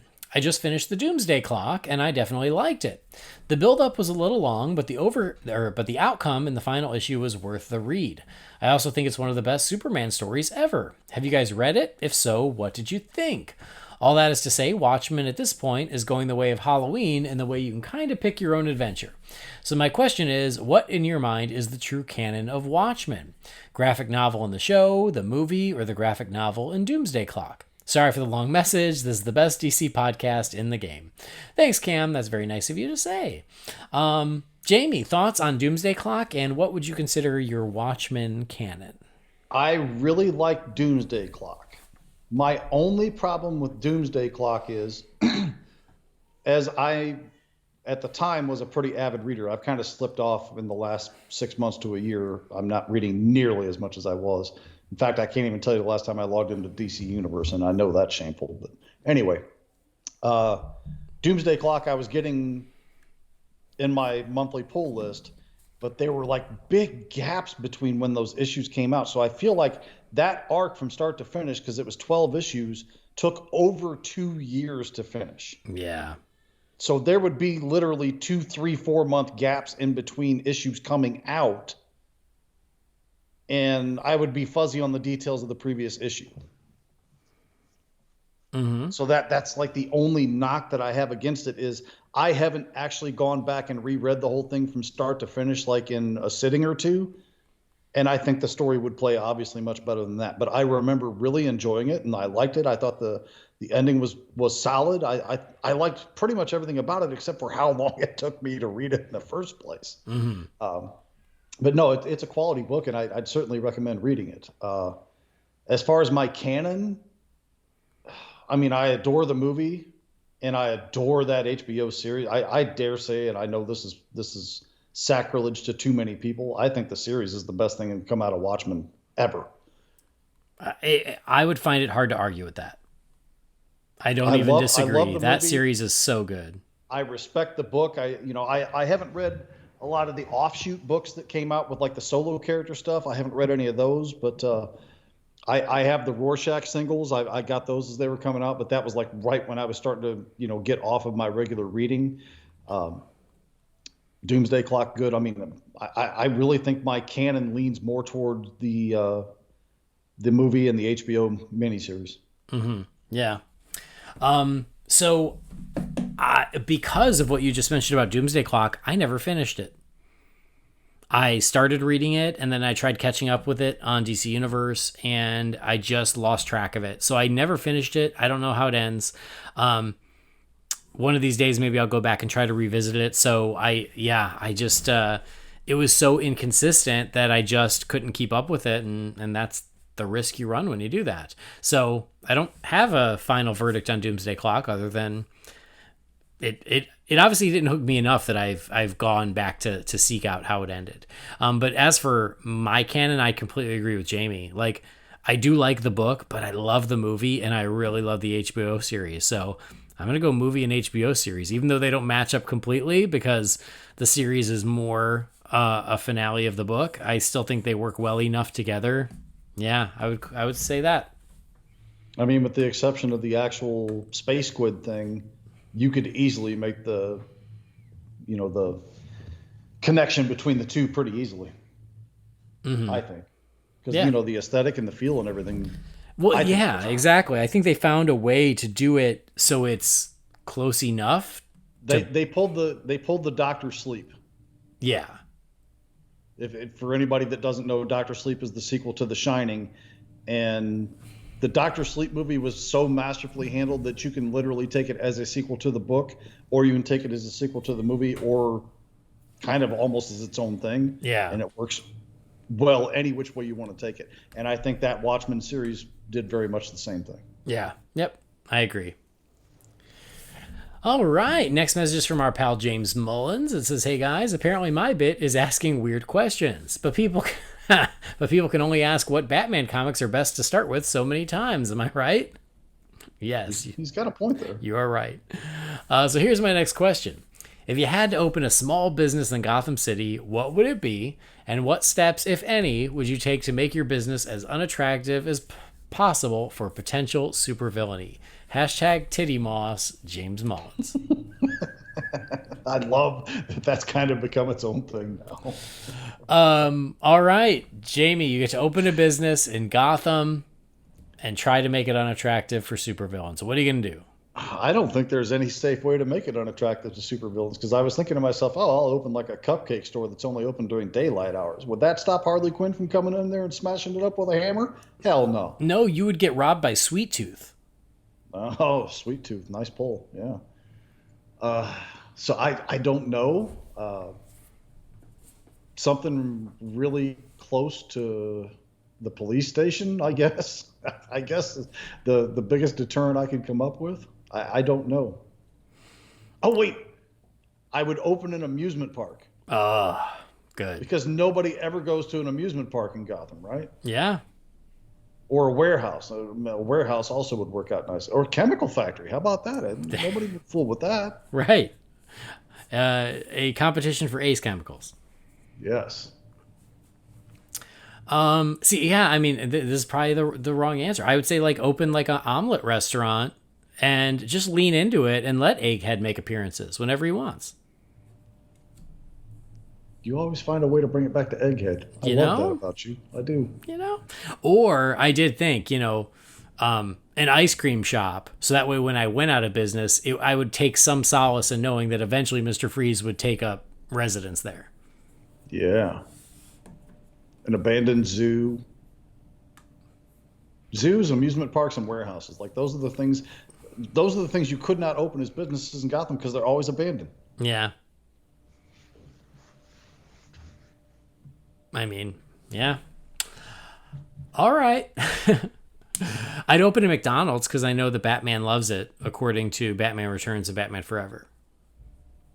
You had to say McDonald's, didn't you? And he would protect my McDonald's. And then Would you also bring a Taco back Bell, because then it would be Batman 89 and Batman and Robin. Listen, I'll go in with you on the McDonald's, but there's two things that got to happen. Number one, you got to bring back the McJordan. Oh, wow. And number two, you got to bring back the Hero Sandwich from Batman Forever. Hell yeah. That's a deal. Those are two sandwiches I miss like a son of a gun from that place. That's how I would make it superhero proof, super villain proof, is I would bring back the superhero sandwich at McDonald's, and then any supervillain who eats it would die of a heart attack. So I'd be doing my part. That's using the noodle. Yeah. Half off for supervillains, and then we just give them high cholesterol. And we can't ever have the McRib. Why is that? Because I hate that freaking thing. Oh, okay. I didn't know if there was some sort of what DC is it, connection. Pig, cow? Think smaller, more legs. Sorry, I had a Simpsons moment there. Okay. All right. Next message is from John. It says, "Hey guys, I just listened to your Q&A episode. I just saw the Batman for the first time on HBO Max, so I had waited to listen to all your content. I just wanted to say thanks for all that you do. Be encouraged. I did disagree with some of your takes, but it's a movie, and at the end of the day, it's more Batman, so we all win. Sorry for the flack that you've gotten, but I just wanted to send some encouragement your way. Be blessed, John." Thanks, John. Appreciate that. It is funny how, a lot of people are catching up because the Batman's at home. So I watched it since it's been at home. I have not, because I had to watch 8 hours of Peacemaker. 8 hours of Peacemaker is barely longer than the Batman is. Oh. I mean, that's not taking pot shots there. It's a long movie. Yeah, Anybody that wants to argue accurate. that with me is lying to themselves, okay? Yeah. All right. Speaking of the Batman, we got a message from Jay Yaws. So he says, "Hey guys, if you're not sick of questions about the Batman, I have something I want to bounce off you. While I definitely enjoyed the movie much more than I thought I was, there are a few issues here and there that keep it from being the top of my Batman movie list. One story point in particular sticks out to me, though I ended up disliking it for different reasons than I initially anticipated, which is the corruption of the Waynes. Going into the movie, I was afraid Thomas was going to be dirty, which is a trope that's popped up more in recent years that I'm not the least bit a fan of. While the movie handled it in a way that I was fine with, it ultimately felt like a non-issue without much story impact. It's introduced and resolved in a relatively short amount of time, so it doesn't really carry a whole lot of weight. Not to be an armchair screenwriter, but I feel like if this plot point was introduced earlier in the film, say if Bruce was the target before Coulson, it would have allowed more screen time for Bruce to wrestle with this revelation, as well as take Alfred off the table sooner, which is a whole other can of worms, why he wasn't in the movie much. That way, we feel Bruce's frustration and doubts about his family's legacy for a longer amount of time, so when we ultimately find out that the truth, it's a bigger relief. As it is now, it feels like an idea that was included almost out of obligation, as opposed to an organic and meaningful plot point. I hope that makes sense. I'm curious to hear your thoughts. Keep up the great, honest work with the show. Thanks, Jay. Always good to hear from you. What do you think, Jamie? What do you think about the plot point of the dirty secrets of the Wayne family and Jay's take that it kind of becomes a non-issue in the film? Well, in this particular film, it does, but that doesn't mean the door's not open for it to continue being an issue at a later point, second movie, third movie, or they can just drop it right now and be done with it. And I'm pretty much okay any which way. For me, in this particular movie, in and of itself, I appreciate the fact that we weren't lingering on the idea, because if I spent 2 hours of a 3-hour runtime wondering whether or not Thomas Wayne was a corrupt bastard that is effectively a mob villain, I'm not going to enjoy the rest of the movie that I'm watching. So for me, just speaking on my own behalf, I'm glad it got cleared up as fast as it did, or seems to have gotten cleared up as fast as it did, or did get dwelled on as much as it could have. So for me, I like that aspect of this film. I don't like the idea of a bad Thomas Wayne, especially not in more than a very small dose. Mm-hmm. So, I mean, I think he and I are coming from the same direction, but perspective may be a little bit different for he and I on this one, I think. Okay. Yeah, I get the point, and I understand what you're saying is it almost becomes a non-issue very quickly for Bruce and Alfred. I agree with both of you. I didn't want it to go down the road of like Thomas Wayne being this, being dirty and having this really corrupt past and sort of dirtying up the Waynes. I was not into that, and I was very relieved that when I saw the movie that was not exactly the case. And as far as Bruce finding out this and then it getting cleared up by Alfred, it does happen pretty quickly, and you're right, it isn't a lingering issue for Bruce. But here's where I will disagree with you. I do think it has a greater story impact in that it completely changes the way that Gotham sees the Wayne family, because it has not been cleared up with the rest of Gotham. They all still think that the Waynes were as dirty as the mayor and the DA and the commissioner and everyone. So that is still a lingering thread that has not been resolved from the film. And so I do think that is still an issue. Whether or not they choose to deal with it, we'll see. But I do think that, there can still be repercussions to that, because it was thought in the past that the Wayne family was this white knight who came in and they set up, what was that? The fund, whatever that fund was to help with the city. I can't remember what it's called. And they were like this great, honest family that everybody loved. And then they learned the secret that, even this great family have their own secrets. That hasn't been resolved. And so that, I think, also contributed to the disillusionment of Gotham. As for how they deal with it later, don't know. But I do think that it has more of an impact than I think maybe you're giving it credit for.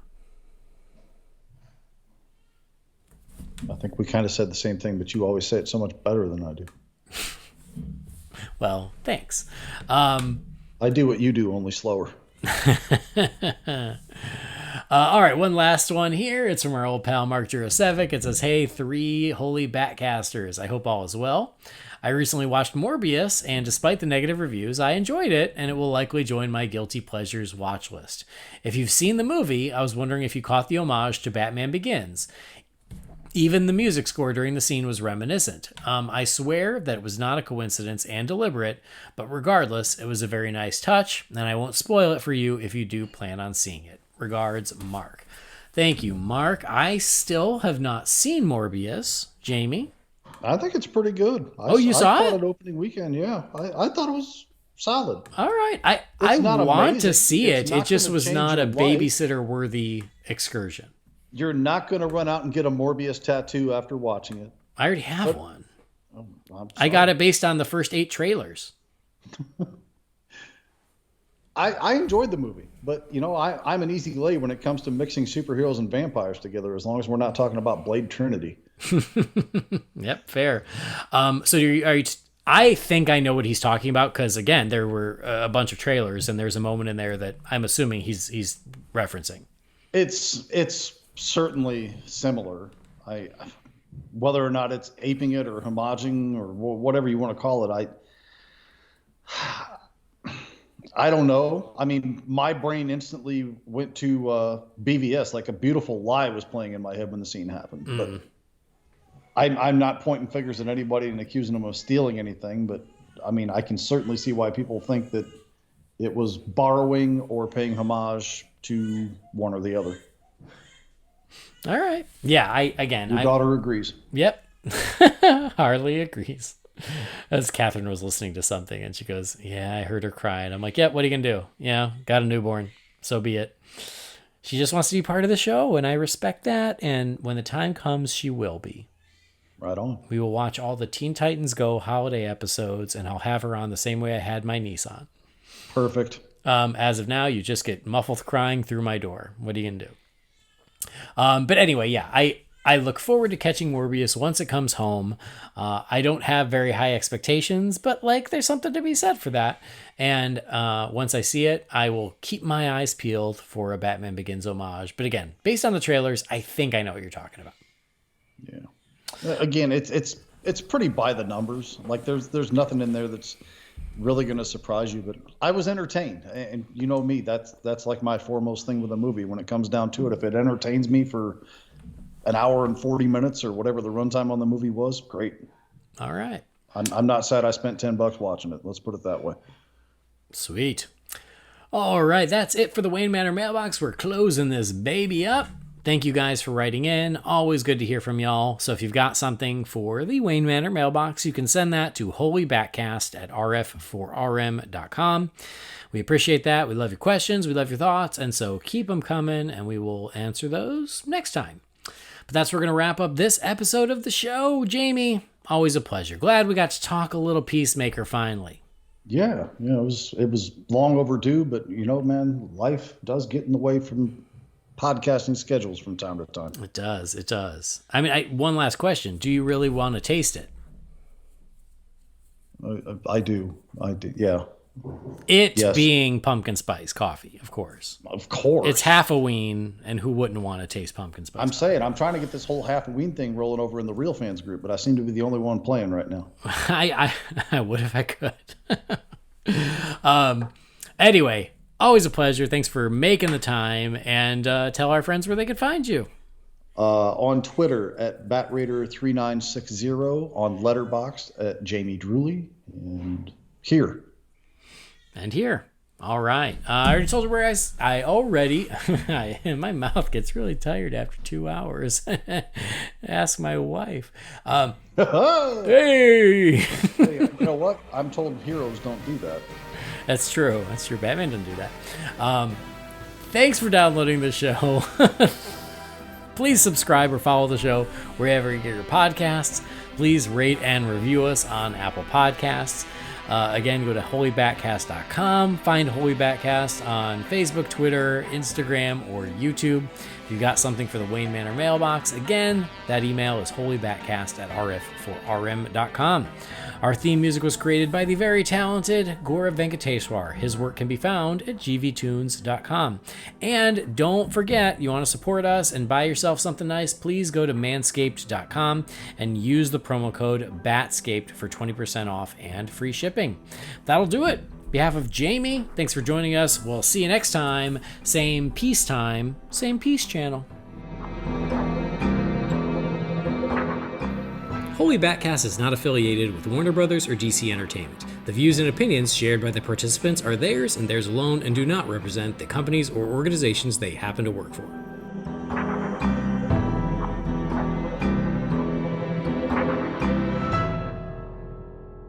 Dude, I didn't mean to put your father in prison. Then why'd you put him there, you fat fuck? Because I couldn't think of anybody else. What about Ariana Grande or Drake? What? Brad Pitt or Payne Stewart or Doug the Pug? Khloe Kardashian, the Red Tiger from Voltron, Fran Tarkenton, Joe Montana, Joe Montana, Eddie Murphy, Michael Jordan, Michael B. Jordan, BTS, Eugene Levy? Fuck, dude. John Lovitz? Shut the fuck up and listen, man. I'm giving you a list of people you could have done. Danny DeVito, Will Ferrell, Howard Stern, Baba Booey, Robin Ophelia, Quivers, Alice Cooper, Ozzy Osbourne, Sharon Osbourne, Bill Cosby. He just got out. He's got time on his hands. Amy Winehouse. Dude, Amy Winehouse is fucking dead. Optimus Prime, Shipwreck, Cobra Commander, the fucking cunts from Riverdale. All right, next time I fucking have to frame somebody, it'll be one of all those fucking thousands of people you just mentioned. Oh, hardly. Relax, drama queen.